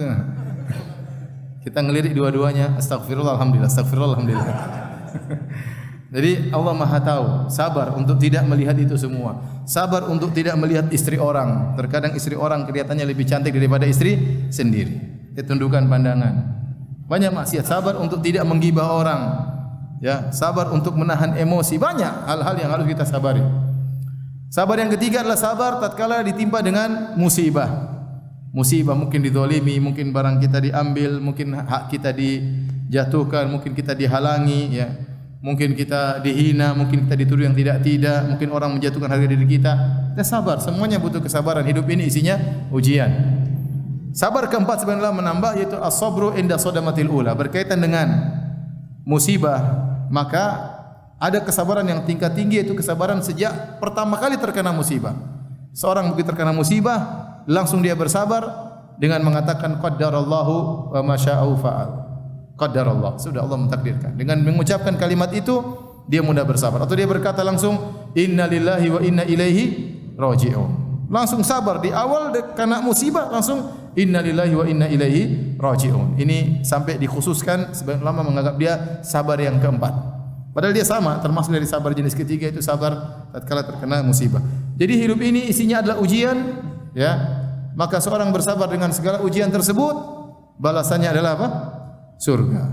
Balasnya adalah surga. Ya. Kemudian kata Allah Subhanahu wa taala, Allah cerita lagi tentang nikmat surga. Tadi Allah sudah sebutkan di atas tentang nikmat surga, ini nikmat surga yang lain. Kata Allah, bagaimana mereka di surga? Hariran. Mereka mau surga, mereka pakai baju sutra. Selama di dunia mereka tidak boleh pakai baju sutra laki-laki, ya. Man labisal harira fid dunya lam yalbasu fil akhirah. Kata Nabi, laki mana saja yang pakai kain sutra di dunia dia tidak akan pakai di akhirat. Ya, mereka sabar. Mereka dikasih baju sutra. Kemudian kata Allah, muttaqiina fiha 'alal araik. Mereka bertelekan di surga di atas araik. Araik itu apa? Araik itu jamak dari arikah. Kata plural dari arikah. Arikah adalah sarir tetapi dihias. Itu namanya arikah. Bukan sarir, bukan tempat tidur biasa, tapi tempat tidur yang dihias, ada selimutnya, ada kelambunya, dihias dengan bantal-bantal yang teratur, itu namanya arika dalam bahasa Arab. Dalam bahasa Arab ada yang seperti itu. Contoh seperti kaas. Kaas itu tidak dikatakan kaas kecuali gelas tersebut sudah terisi khamar, itu baru disebut kaas. Bahasa Arabnya ada sendiri, gelas kosong ada, kaas ada juga. Kalau sudah terisi penuh namanya kaas. Seperti dalwu. Dalwu adalah ember kosong, tapi kalau sudah berisi air namanya zanub atau sijil. Zanub atau sijil. Jadi bahasa Arab tu luas. Yang kosong namanya ini, yang penuh namanya lain juga, ya. Kalau kita ember penuh. Ya tidak, ya. Bahasa Arab ada ember kosong ada bahasa Arabnya, ember penuh ada bahasa Arabnya. Gelas kosong ada bahasa Arabnya, gelas penuh juga ada bahasa Arabnya. Sarir ada bahasa Arabnya, sarir tempat tidur yang dihiasi ada bahasa Arabnya sendiri, namanya arikah. Jadi kalau antum masuk surga, antum akan berada di atas arikah, sarir yang sudah dihiasi dengan kelambu, dengan selimut, dengan bantal-bantal. Emang yang ngatur siapa? Bidadari, tahu enggak? Ya. Kemudian apa? Muttaqiin, ittika dalam bahasa Arab yaitu ma baina al-julus wal ittija. Antara al-julus wal ittija, antara duduk dan berbaring. Namanya ittika, ya begini. Antara duduk dan tidur. Tengah-tengahnya berarti apa? Bersandar. Itu biasanya gaya orang-orang kaya seperti itu, ya. Ya, antum juga bisa di rumah, enggak gaya orang kaya. Tapi tempat tidurnya kayu, ya, goyang sedikit bunyi-bunyi, ya. Tapi ini enggak, ini sarir, tempat tidur yang sudah dihiasi, kemudian ada bantal-bantal untuk dia bersandar dan dia sambil santai ngobrol sama bidadari, sama istrinya, sambil melihat kenikmatan yang begitu banyak. Itulah penghuni surga. La yarawna fiha syamsan wala zamharira. Di surga sana tidak ada terik matahari yang panas dan tidak ada dingin yang menusuk, tidak ada. Kenapa? Karena di hari kiamat tidak ada matahari, tidak ada rembulan. Wa jumi'a syamsu wal qamar. Ya. Kemudian idza syamsu kuwirat, matahari sudah selesai. Ya, matahari dikumpulkan digabungkan dengan rembulan, sebagian tafsir mengatakan demikian. Atau matahari dilemparkan di neraka jahanam. Sudah selesai. Tidak ada kepanasan, tidak ada kedinginan. Semua hawanya sejuk. Makanya Allah berkata kepada Nabi Adam alaihissalam ketika Allah berbicara tentang surga, innaka laka fiha, innalaka alla tajua fiha, innalaka alla tajua fiha wa la ta'ra wa annaka la tadhma'u fiha wa la tadha. Sungguhnya engkau di surga wahai Adam, kau tidak akan lapar dan kau tidak akan telanjang dan kau tidak akan haus wala tadha dan kau tidak akan kepanasan. Di surga selalu apa? Sejuk. Syamsan maksudnya panas, zamharir artinya dingin yang menusuk. Jadi sejuk. Tidak kepanasan, tidak kedinginan. Terlalu dingin juga enggak enak. Terlalu panas juga enggak enak. Hawanya selalu sejuk, menyenangkan. Tidak tahu berapa derajat, yang penting menyenangkan. Kemudian Allah lanjutkan, wadaniyatan alaihim dhilaluha. Pohon-pohon yang tinggi di surga, tentunya pohon-pohon tidak sama dengan pohon di dunia. Kata Nabi sallallahu alaihi wasallam, "Ma min syajarin fil jannah illa wasaquha min dhahab." Tidak ada satu pohon pun di surga kecuali tiangnya terbuat, kecuali batangnya dari emas. Dia sangat tinggi, tetapi naungannya rendah sehingga enak. Ya, meskipun tidak ada panas, tapi Allah menghiasi surga dengan seperti itu. Kata para ulama, meskipun tidak ada panas, tapi Allah berikan apa? Naungan. Sama seperti di surga, tidak ada lapar, tapi Allah kasih apa? Makanan, sehingga untuk berlezat-lezat. Tidak ada haus, tapi Allah kasih apa? Minuman, untuk berlezat-lezat. Di surga tidak ada rambut semrawut, tetapi Allah kasih sisir terbuat dari emas, untuk menambah kelezatan, keindahan. Sebenarnya tidak ada panas, tetapi Allah kasih apa? Naungan. Sehingga naungan tersebut menambah keindahan surga. Wa dhullilat kutufuha tadlila. Dan buah-buahannya ya dimudahkan oleh Allah, ditundukkan oleh Allah sehingga mudah untuk dipetik ya. Dhullilat maksudnya ditundukkan buah-buahnya. Kata para ulama dalam buku tafsir mereka, manusia kapan saja ingin buah langsung datang. Dia lagi berbaring begini. Ini terlalu jauh ya. Contoh ya. Bidadarinya mana? Lagi contoh begini terus dia pengin buah, buahnya turun sendiri. Ceret. Itu namanya buah-buahnya ditundukkan oleh Allah Subhanahu wa taala. Dia lagi duduk sama. Lagi pengin buah datang. Tet, semakan. Dia lagi berdiri, buahnya datang. Pokoknya buahnya sesuai dengan keinginannya. Wa dhullilat kutufuha tadlila. Dalam ayat yang lain kutufuha daniyah. Buah-buahnya rendah. Jadi di sana enggak ada orang manjat pohon ya. Mau manjat apa? Ngambil kedondong di atas, waduh. Di sana enggak ada. Buahnya datang sendiri. Buahnya datang sendiri. Kemanapun dia berada, dia berdiri, dia duduk, dia berbaring, buah-buahnya tunduk datang kepadanya. Oleh karena subhanallah, begitu puncaknya nikmat di surga, maka tidak ada yang tidur di surga. Tidak boleh tidur. Kenapa? Kalau ditanya, ya Rasulullah, apakah ahlul jannah tidur, penghuni surga tidur? Kata Nabi, tidak. Karena an-naum akhul maut. Tidur adalah saudara daripada kematian. Kenapa? Kalau dia tidur di surga, berarti dia sedang off dari kenikmatan. Paham? Padahal penghuni surga tidak boleh berhenti dari apa? Kenikmatan. Kalau dia lagi tidur, nanti bila dia datang, mas bangun mas. Dia enggak bangun-bangun. Masnya gimana? Jadi di surga enggak ada tidur. Terus bahagia, terus nikmat, berpindah dari satu kenikmatan kepada kenikmatan yang lain. Tidak ada tidur di surga ya. Nanti kalau kita berbaring tahu-tahu tidur, dia sana enggak ya. Berbaring nikmat segalanya, tidak ada tidur. Kemudian kata Allah Subhanahu wa taala, "Wa yutafu 'alaihim bi aniyatin min fiddatin wa akwabin kanat qawarira." Kemudian dikelilingi kepada mereka, diedarkan kepada mereka bejana-bejana dari perak. Dari perak, dalam ayat yang lain dalam surat Az-Zukhruf, wa yutafu 'alaihim bi sihafin min dhahab.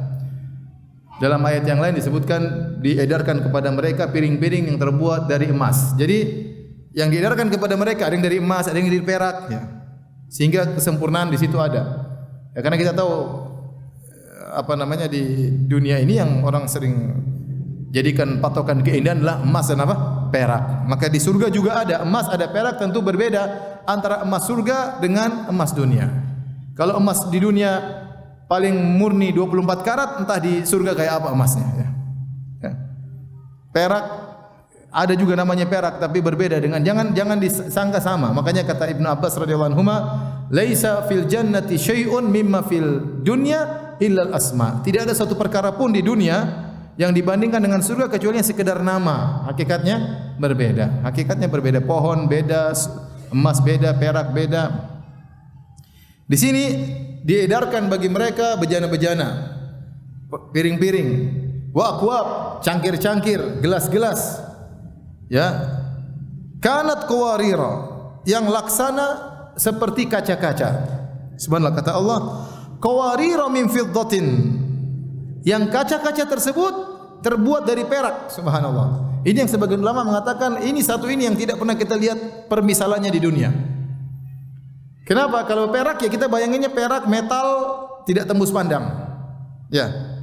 Emas metal juga tidak tembus pandang. Kalau kita punya perak di dunia kita tipiskan, selama masih ada logamnya tidak bisa kita lihat apa yang di belakangnya. Tetapi di surga ada perak yang tembus pandang seperti kaca.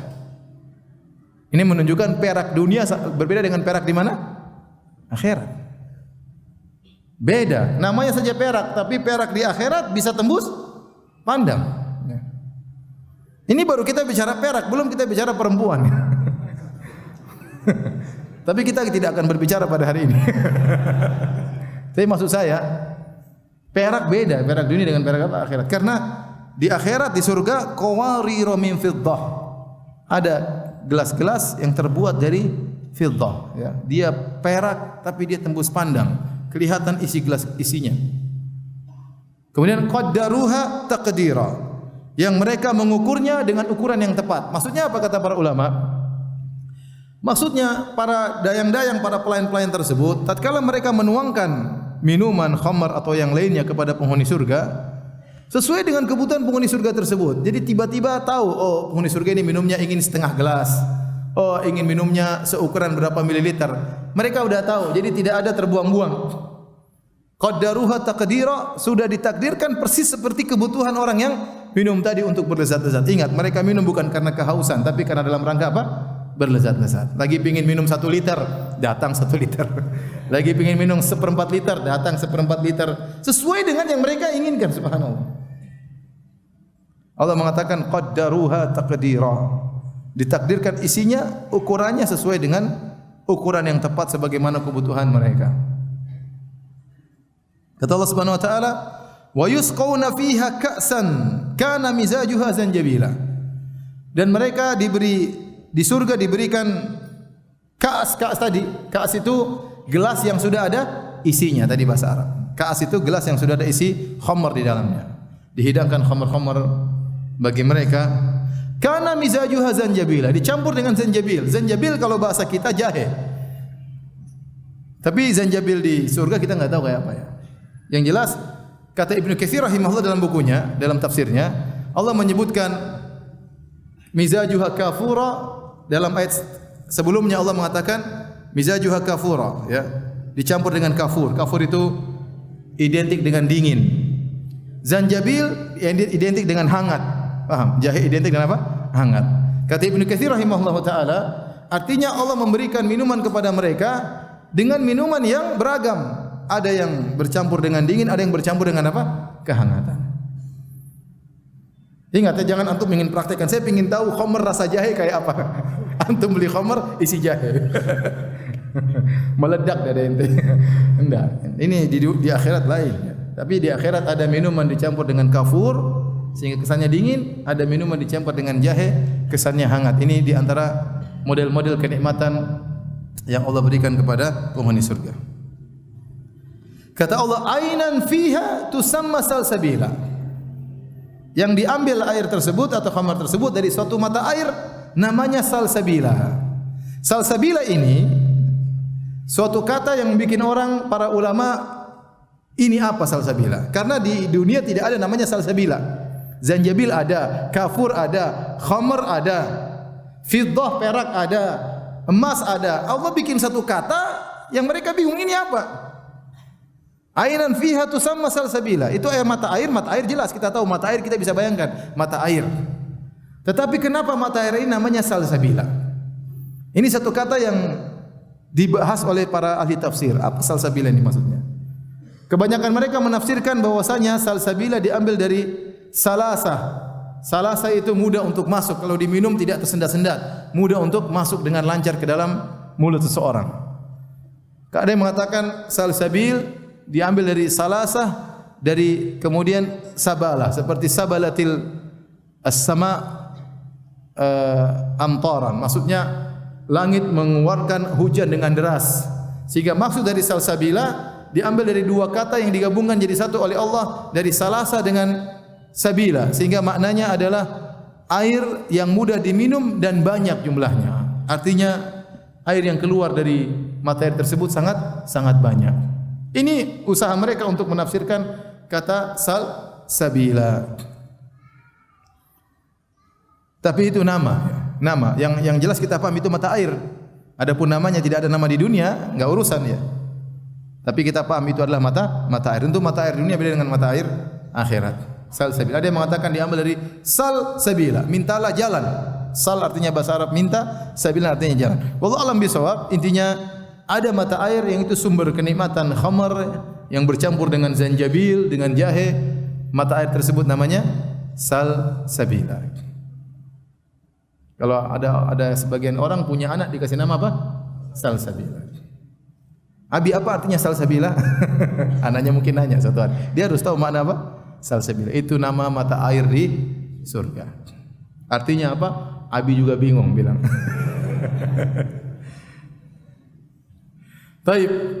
Setelah Allah berbicara tentang nikmat-nikmat yang mereka rasakan, sekarang Allah berbicara tentang pelayan-pelayan di surga. Perhatikan. Namanya raja harus ada pelayan-pelayannya. Namanya raja harus punya apa? Selir-selir, kan tidak? Punya istri, punya selir-selir, ya itu raja di dunia. Di surga Allah ceritakan tentang pelayan-pelayan. Kata Allah Subhanahu wa taala, "Wa yatufu 'alaihim wildanun mukhalladun." Berkeliling di sekitar mereka wildan mukhalladun, anak-anak yang abadi. Abadi di sini bukan maksudnya umur mereka abadi, bukan. Karena semua penghuni surga abadi. Sudah ma'ruf. Kita sama-sama tahu. Maksudnya abadi di sini umur mereka muda terus, maksudnya. Artinya anak-anak ini tidak akan tua. Allah ciptakan mereka khusus untuk melayani penghuni surga. Kenapa anak-anak? Agar yang menyuruh santai, karena anak-anak disuruh enggak. Tapi kalau om-om kita suruh kan enggak enak. Kalau anak-anak santai sana. Dan mereka pertama problem jelas kenapa anak-anak, karena kalau disuruh lebih enak. Yang kedua, karena mereka lebih giat, namanya anak-anak itu terkesan apa? Lincah. Kita punya anak saja enggak berhenti, sakit saja masih main-main, ya. Jadi lincah, gerak sana gerak sini. Kata Allah Subhanahu wa taala, perhatikan. Wa yatufu 'alaihim wildanun mukhalladun. Berputar di sekeliling mereka anak-anak yang abadi. Idza ra'aitahum, jika kau melihat mereka, hasibatahum lu'lu'an manthura. Kau akan menyangka mereka adalah mutiara yang berserakan, bertebaran. Artinya mereka banyak. Sana kayak mutiara kita tebar begini kemana-mana ada. Jadi sang penghuni surga ingin dilayani, kapan saja ada pelayan, bertebaran pelayan tersebut. Beda dengan bidadari. Kata Allah, waktu Allah mensifati bidadari, Allah tidak mengatakan mutiara yang bersebaran, tapi mutiara yang tersimpan. Kata Allah Subhanahu wa taala, wa hurun 'ain ka amsalil lu'lu'il maknun. Dan bidadari yang mata mereka indahnya luar biasa, ka amsalil lu'lu'il maknun, seperti mutiara yang tersimpan dalam cangkangnya. Kenapa? Karena bidadari dipingit, ya. Dia menantikan kedatangan antum kalau antum masuk surga. Jangan sampai antum salah masuk pintu neraka. Oleh karenanya bidadari Allah mengatakan, ya, fihinna khairatun hisan, ya. Kemudian kata Allah Subhanahu wa taala, hurum maqsuratun fil khiyam, yaitu para bidadari yang terpingit dalam kemah-kemah di sana. Jadi kalau bidadari mereka tidak tugasnya kerja-kerja ngelayan begitu, dia kerjanya ngelayani antum aja kalau antum masuk surga. Paham? Spesial for you. Tidak macam enggak suruh ngangkat gas, enggak. Kalau istri kita di dunia kadang-kadang kita suruh ngangkat ini, ngangkat anu. Di sana surga bidadari sudah dia permaisuri, ya. Ada pelayan-pelayan yang ngurusin. Jadi mereka cukup menjadi al-lu'lu'ul maknun, yaitu mutiara yang tersimpan dalam cangkangnya. putihnya sangat luar biasa. Ya. Tapi kita tidak lagi ingin ngomong bidadari. Kita bicara sekarang tentang pelayan. Perhatikan sini Allah berbicara tentang para pelayan. Kata Allah Subhanahu wa taala, "Idza ra'aitahum hasibatahum lu'lu'an mansura." Kalau engkau melihat mereka, engkau menyangka mereka seperti mutiara yang tersebar. Mutiara warnanya putih bukan? Putih. Bahkan putihnya bersih, tidak ada noda-noda hitamnya. Ya. Kata sebagian ulama, kalau pelayan saja putih-putih seperti itu, apalagi bosnya, itu sudah. Paham? Kalau antum masuk surga, antum pasti putih. Pelayannya saja putih seperti mutiara, apalagi apa yang dilayani. Paham? Sudah dipahami dari hal tersebut bahwasanya orang kalau mau surga akan dirubah oleh Allah, dimodifikasi menjadi lebih tampan, lebih gagah. Yang perempuan masuk surga lebih cantik ya. Jangan sampai ada seorang masuk surga kemudian ingin ketemu bidadari, dilihat bidadari cantik, dikatakan itu bukan milikmu. Kamu masuk lagi dalam. Dibuka ternyata istrinya. Kok kamu lagi? Tapi ingat istrinya kalau sudah di surga pasti sangat apa? Cantik, jelita. Pasti sangat cantik jelita. Antum juga bukan kayak gini modelnya.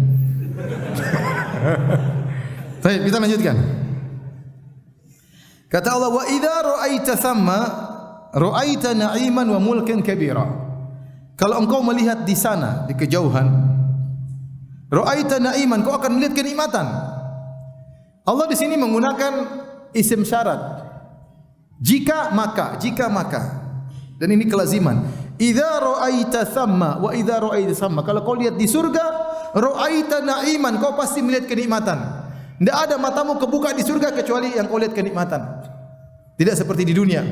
Terkadang kita lihat kesedihan, terkadang kita lihat suasana yang tidak enak, terkadang kita lihat suasana yang menjengkelkan, terkadang kita lihat lihat rumah roboh-roboh sedikit, terkadang kita sedih lihat anak-anak, terkadang kita jengkel lihat istri, terkadang istri jengkel lihat kita. Banyak hal yang tidak menyenangkan yang kita lihat di dunia, ya tidak? Banyak, ada yang kita lihat kita bahagia, tapi ada perkara-perkara yang kalau kita lihat menyesakkan dada. Kalau di surga tidak. Idza ra'aita thamma, setiap kau buka matamu, setiap kau lihat, ra'aita na'iman, kau pasti melihat kenikmatan. Semuanya isinya kenikmatan. Tidak ada kesedihan sedikit pun. Tidak ada kegelisahan sedikit pun. Oleh karenanya penghuni surga begitu masuk surga mereka berkata, "Alhamdulillahilladzi adhaba 'annal hazan." Segala puji bagi Allah yang menghilangkan segala kesedihan dari kami. Tidak ada kesedihan. Kata Allah, "Wa mulkan kabira," dan kau akan melihat kerajaan yang besar. Kerajaan yang besar. Apa maksudnya mulkan kabira? Ahli tafsir menyebutkan beberapa penafsiran. Ada yang mengatakan mulkan kabira maksudnya setiap penghuni surga pasti punya kerajaan yang luas. Bukankah dalam hadis sahih waktu Nabi menyebutkan tentang ya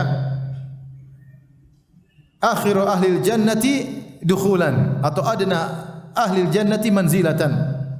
Kata Nabi, maukah aku ceritakan kepada kalian tentang orang yang terakhir keluar dari neraka dan dia terakhir masuk surga. Orang tersebut sampai tertatih-tatih ya, baru selamat dari neraka jahanam. Dia terakhir keluar dari neraka jahanam. Kemudian dia terakhir masuk surga. Hadisnya panjang. Intinya di akhir hadis Allah Subhanahu mengatakan kepada dia ya, "Fa innalaka mithla dunya wa asyratu amsalihha." Sungguhnya bagimu di surga seperti dunia ini dan 10 kali lipat. Seperti dunia ini kerajaanmu dan 10 kali lipat apa? Dunia. Berarti dia punya kerajaan, ini orang paling rendah di surga, kerajaannya 11 kali lipat dunia. Paham? Dunia sudah besar belum? Besar. Ente bukan jadi raja Bekasi saja, bukan raja Bekasi. Raja dunia, bahkan dunianya ada 11. Laka misla dunia wa asyrati amsalihha. Seperti dunia 10 kali lipat. 10 kali dunia seorang penghuni surga yang paling rendah. Luas atau tidak?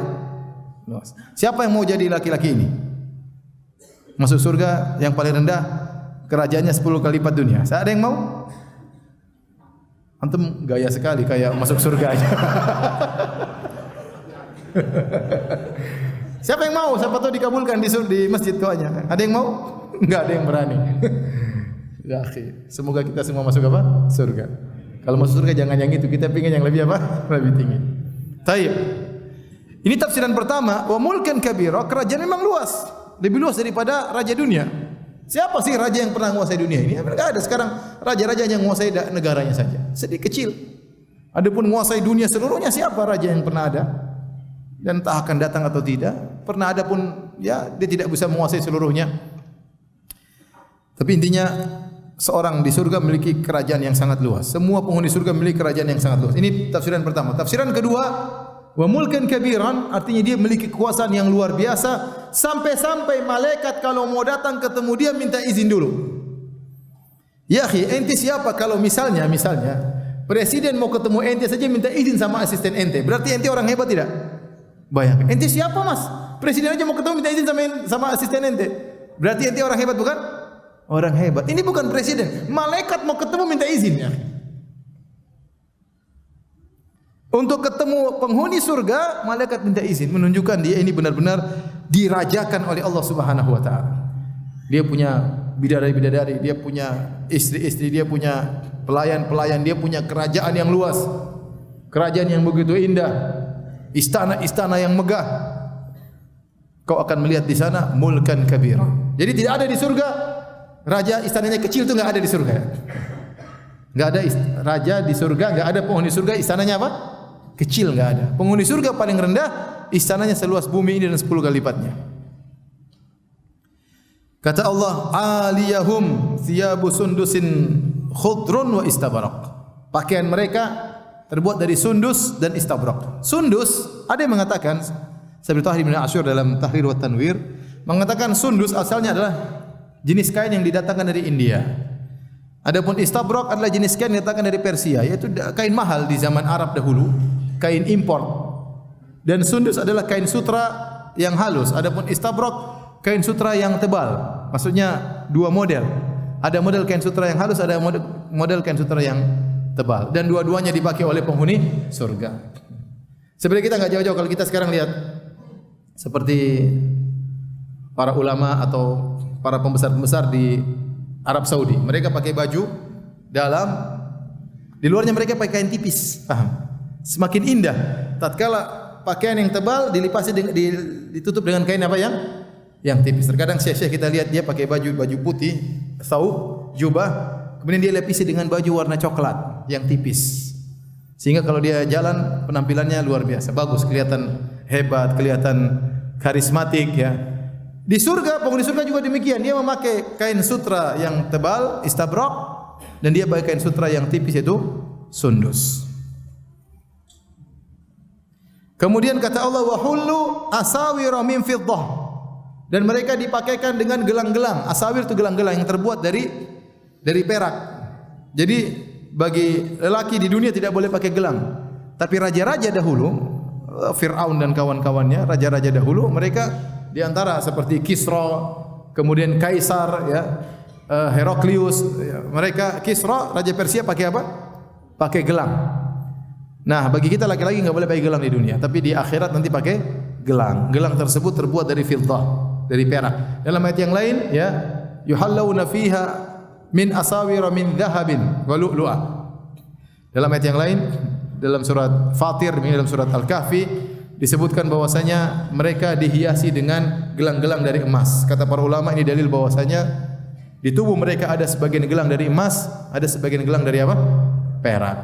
Artinya jenis kenikmatan mereka miliki. Wasaqahum rabbuhum syaraban tahura. Dan Rabb mereka memberikan minuman kepada mereka, minuman yang tahur. Tahur itu artinya tahir wa mutahhir, bersih dan membersihkan. Suci dan mensucikan, namanya tahur dalam bahasa Arab. Makanya Allah mengatakan wa anzalna minas sama'i ma'an tahuran. Kami turunkan dari langit air tahur, suci dan mensucikan. Nah, ternyata mereka minum, kata Allah, wasaqahum rabbuhum syaraban tahura. Allah membuat mereka minum dengan minuman yang mensucikan. Apa maksudnya minuman yang mensucikan? Maka secara umum ada dua pendapat. Ada dua tafsir yang mengatakan mensucikan maksudnya kalau mereka minum, maka seluruh makanan yang mereka makan ini tidak menjadi kotoran. Makanya di surga tidak ada ingus, tidak ada ludah, tidak ada kencing, la yabulun wala yatagawwatun, mereka tidak buang air besar, mereka tidak buang kecil, wala yamtakhitun, mereka tidak ada ingusnya, tidak ada ludahnya, ya. Apalagi keteknya, bau ketek enggak ada, semua enggak ada ya. Tai mata enggak ada, tai telinga enggak ada, bersih semuanya. Di antaranya mereka minum minuman ini sehingga makanan yang mereka makan tersebut menjadi keringat yang baunya seperti minyak kasturi. Atau mereka bersendawa, tapi baunya apa? Minyak kasturi. Gara-gara minuman tersebut. Ini pendapat Ibnu Katsir memilih pendapat syaraban tahuran, maksudnya minuman tersebut membersihkan segala penyakit hati mereka. Jadi mereka dibersihkan luar dan dalam. Sehingga ketika mereka minum hilang semua hasad, dengki. Jadi minuman kebahagiaan. Mereka minum, mereka tambah bahagia. Bukankah orang tidak bahagia kalau hasad, kalau dengki, jengkel, itu yang bikin orang tidak bahagia. Meskipun duit banyak, meskipun rumah banyak, meskipun istri banyak, tapi kalau dalam hati jengkel, hasad, dengki, tidak bahagia. Nah, orang di surga dikasih minuman yang menghilangkan itu semua sehingga menambahkan kebahagiaan mereka. Kata Allah Subhanahu wa taala, "Inna hadza kana lakum jazaa'an wa kana sa'yukum mashkura." Allah bilang sama mereka setelah mereka masuk surga, "Inna hadza kana lakum jazaa'an." Wahai para penghuni surga, ini balasan bagi kalian. Wa kana sa'yukum mashkura, dan memang amalan kalian di dunia patut untuk dibalas karena Allah Asy-Syakur, Maha membalas kebaikan. Kata sebagian ulama, kenapa Allah ucapkan ini kepada mereka agar mereka jangan merasa enggak enak. Antum bayangkan antum bertamu di sebuah rumah, kemudian penghuni rumahnya nih kasih kunci mobil buat kamu ya. Kasih ini, nih istri lagi kamu mau nih. Semua. Antum kan enggak enak. Ini kenapa? Tapi kalau tuan rumah mengatakan memang ini pantas buat kamu. Kamu memang kerja buat saya loh. Ini memang pantas buat kamu. Ini memang pantas buat kamu. Jadi enak atau tidak? Jadi enak. Jadi Allah mengatakan kepada mereka, "Inna hadza kana lakum jazaa'an." Sungguh ini yang kalian dapatkan ini pantas buat kalian. Memang semuanya dari karunia Allah. Tapi Allah menenangkan hati mereka agar mereka lega di surga. Bahwasanya ini memang atas amal kalian selama di dunia kalian pantas mendapatkannya. Jazaa'an. Ini adalah balasan bagi kalian. Azan. Taib azan, kita salat baru kita lanjutkan. Bismillahirrahmanirrahim. Alhamdulillah, salatu wassalamu ala Rasulillah wa ala alihi wa sahbihi wa ala. Kita lanjutkan pembahasan kita sampai pada ayat 23. Kata Allah Subhanahu wa taala, "Inna nahnu nazzalna 'alaikal Qur'ana tanzila." Sungguhnya kami, nahnu. Jadi inna itu dari inna dan na. Inna sendiri artinya sungguhnya, na artinya kami. Jadi inna itu artinya sesungguhnya kami. Terus Allah tambah lagi nahnu, artinya juga kami juga. Jadi sungguhnya kami. Kata para ulama ini penekanan.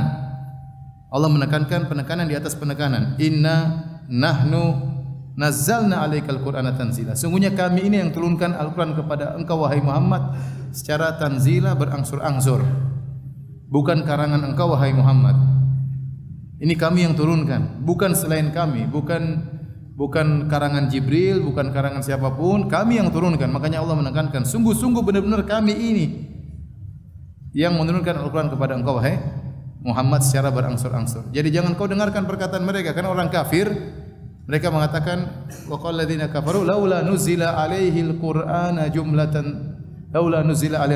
jumlatan wahidah. Kadzalika yutsabbita bihi fuada. Mereka berkata seandainya Al-Qur'an diturunkan langsung sekaligus. Kenapa berangsur-angsur? Allah mengatakan kami yang turunkan berangsur-angsur sengaja. Ya, karena ada hikmah yang Allah kehendaki ya. Kemudian kata Allah Subhanahu wa taala, ini dalil bahwasanya Al-Qur'an bukan karangan Muhammad, tapi dari siapa?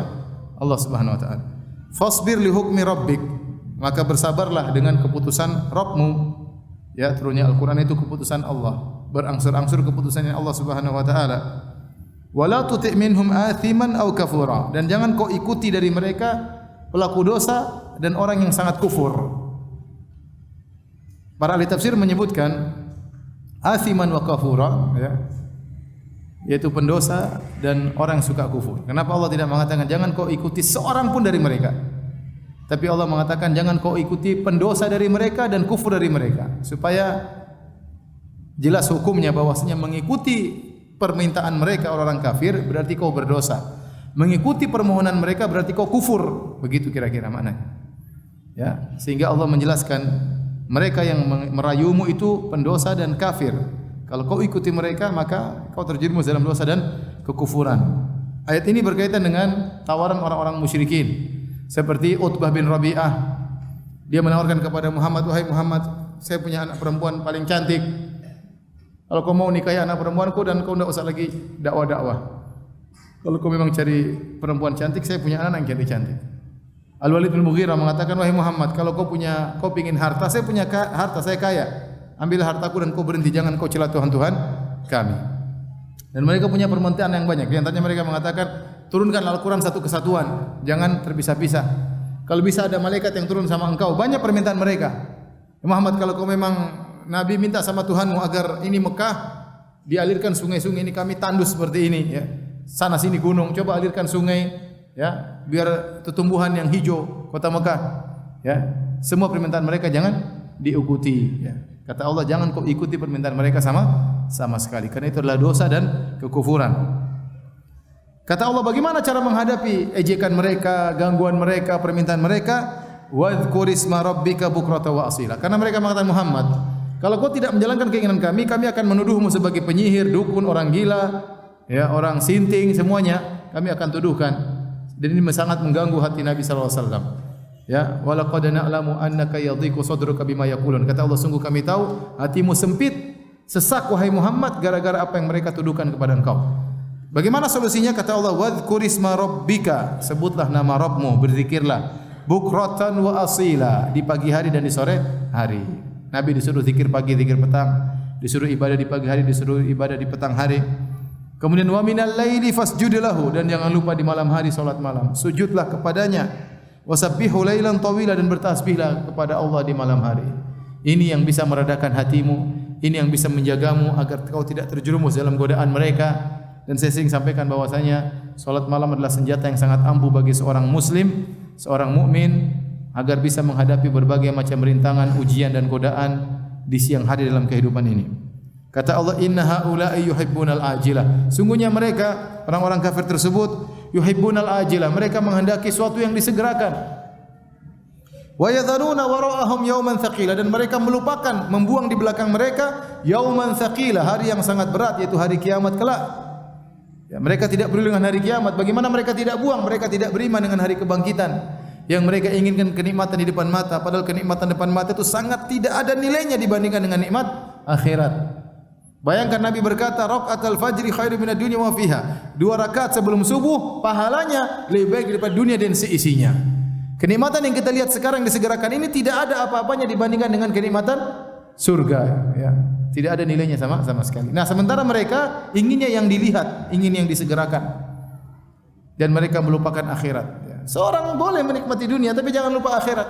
Makanya orang-orang alim, orang-orang soleh menasihati Qarun. Mereka mengatakan, wabtaghi fima atakallahu daral akhirata wa la tansa nasibaka minad dunya. Carilah akhiratmu dan jangan lupa duniamu. Jadi akhirat utama, dunia kita perlu juga. Ya. Bukan ayat ini bukan seimbang, enggak. Kata Allah, wabtaghi fima ataqallahu daral akhirah. Carilah akhiratmu dan jangan kau lupa dengan dunia. Paham? Maksudnya fokus ke akhirat, dunia boleh kau nikmati, tapi yang paling fokus apa? Akhirat. Itu maksud ayat tersebut. Banyak orang tafsirkan maksudnya dunia akhirat terus seimbang. Jangan seimbangkan dunia dan akhirat, rugi ente seimbangkan dunia dan akhirat. Tidaklah kita menempuh dunia kecuali untuk apa? Akhirat, enggak ada masalah. Antum kaya silakan, tapi sedekah. Antum cari uang banyak-banyak untuk akhirat antum, ya. Antum nikah banyak-banyak, punya anak banyak-banyak untuk akhirat antum, biar anak-anak doain ente nanti hari ente sudah meninggal, paham? Tapi kalau mau cari di pentung sudah berhenti. Jadi kita boleh dunia kita cari, tapi untuk apa? Akhirat. Adapun mereka ini, mereka meninggalkan akhirat, mereka lupakan, mereka tidak pedulikan, padahal akhirat, hari kiamat yauman tsaqila, hari yang sangat berat karena kedahsyatan pada hari tersebut. Kata Allah, nahnu khalaqnahum wa syaddadna asrahum. Kami yang ciptakan mereka dan kami kokohkan mereka. Asrahum itu maksudnya kami yang rapatkan tulang mereka, kami yang lengketkan daging mereka. Jadi mereka semua itu ciptaan kami, orang-orang kafir tersebut. Wa idza syi'na, kalau kami berkehendak, badalna amsalahum tabdila. Kami akan ganti mereka dengan yang lain. Ini ada 2 tafsiran. Tafsiran pertama kata Ibnu Katsir, maksudnya Allah mengatakan, kalian ini yang ciptakan saya, kata Allah Subhanahu wa taala. Kalau mau bikin lagi seperti kalian hari kiamat gampang, mau dibangkitkan lagi mudah. Yang buat kalian bisa hidup, yang buat kalian tulang kalian bersatu kokoh, bersambung, daging kalian lengket dan yang lainnya adalah Allah Subhanahu wa taala. Untuk membuat yang kalian semisal ini pada hari kiamat kelak dibangkitkan dalam bentuk yang lain, mudah bagi Allah Subhanahu wa taala. Ini pendapat kedua mengatakan kalian ini kami yang menguasai. Kalau kami ingin membinasakan kalian, kami ganti dengan makhluk yang lain, kami mampu. Ya, jadi ini sangat mudah. Membinasakan kalian mengganti yang lain juga sangat mudah. Kata Allah, inna hadhihi tadhkirah, ini semua adalah peringatan. Tadhkirah dari tadhkir. Cuma ya-nya dihilangkan jadi tak marbutah jadi tadhkirah. Maknanya sama, tadhkir. Inna hadhihi tadhkir, ini adalah peringatan. Dari dzakkara yudzakiru tadhkiratan. Ini adalah peringatan. Faman syaa'a attakhadha ila rabbi sabila. Barang siapa yang ingin berkehendak, dia bisa menempuh jalan menuju Rabb-Nya. Allah sudah jelaskan jalan yang tegas. Mau ketemu Allah, mau masuk surga, jalannya jelas. Tinggal kamu tempuh aja. Kalau kamu mau, kamu insyaallah bisa menempuh jalan tersebut. Kata Allah, wa ma tasyauna illa ayyasha Allah. Apa yang kalian kehendaki pasti di bawah kehendak Allah Subhanahu wa taala. Maka kalau kalian sudah menempuh jalan yang lurus, kalian jangan ujub. Maka minta kepada Allah agar terus menunjukkan jalan yang lurus. Karena tidak mungkin kita berkeinginan kalau Allah berkehendak lain tidak akan bisa tercapai. Jadi Allah menyebutkan kalian harus berkeinginan menempuh jalan yang lurus. Tapi tatkala kalian menempuh jalan lurus, minta kepada Allah agar kalian bisa kokoh di jalan yang lurus tersebut. Karena rintangan sangat banyak, godaan sangat banyak yang memalingkan kita dari jalan yang lurus tersebut. Kalau kita tempuh jalan lurus tersebut, pasti sampai kepada Allah meskipun mungkin jauh, meskipun banyak godaan. Wa ma tasyauna illa ayyasha Allah, tidaklah kalian berkehendak kecuali atas kehendak Allah. Innallaha kana aliman hakima. Sungguhnya Allah Maha mengetahui dan Allah Maha bijak. Allah tahu mana hambanya yang berhak masuk surga. Allah tahu mana hambanya yang memang bisa menempuh jalan. Allah tahu mana hambanya yang ikhlas. Allah tahu mana hambanya yang riya. Allah tahu mana hambanya yang sombong. Allah tahu mana hambanya yang munafik. Allah tahu semuanya. Yudkhilu may yasha'u fi rahmatih. Allah masukkan ke dalam surga orang Allah kehendaki dalam rahmatnya. Wa zalimina adalahum adzaban alima. Dan orang-orang zalim Allah siapkan bagi mereka azab yang pedih. Demikian saja tafsir dari surat Al-Insan ya. Saya rasa tidak usah ada tanya jawab ya. Insyaallah tanya jawabnya ditunda habis hajian ya. Karena minggu depan libur ya. Minggu depannya lagi libur, insyaallah kalau tidak ada halangan saya pulang tanggal 22 Agustus ya. Insyaallah kalau ada umur kita lanjutkan pengajian kita dan insyaallah tanya jawabnya ditunda ila dzalikal hin sampai waktu tersebut. Subhanakallah bihamdik asyhadu an la ilaha illa anta astaghfiruka wa atubu ilaik. Assalamualaikum warahmatullahi wabarakatuh.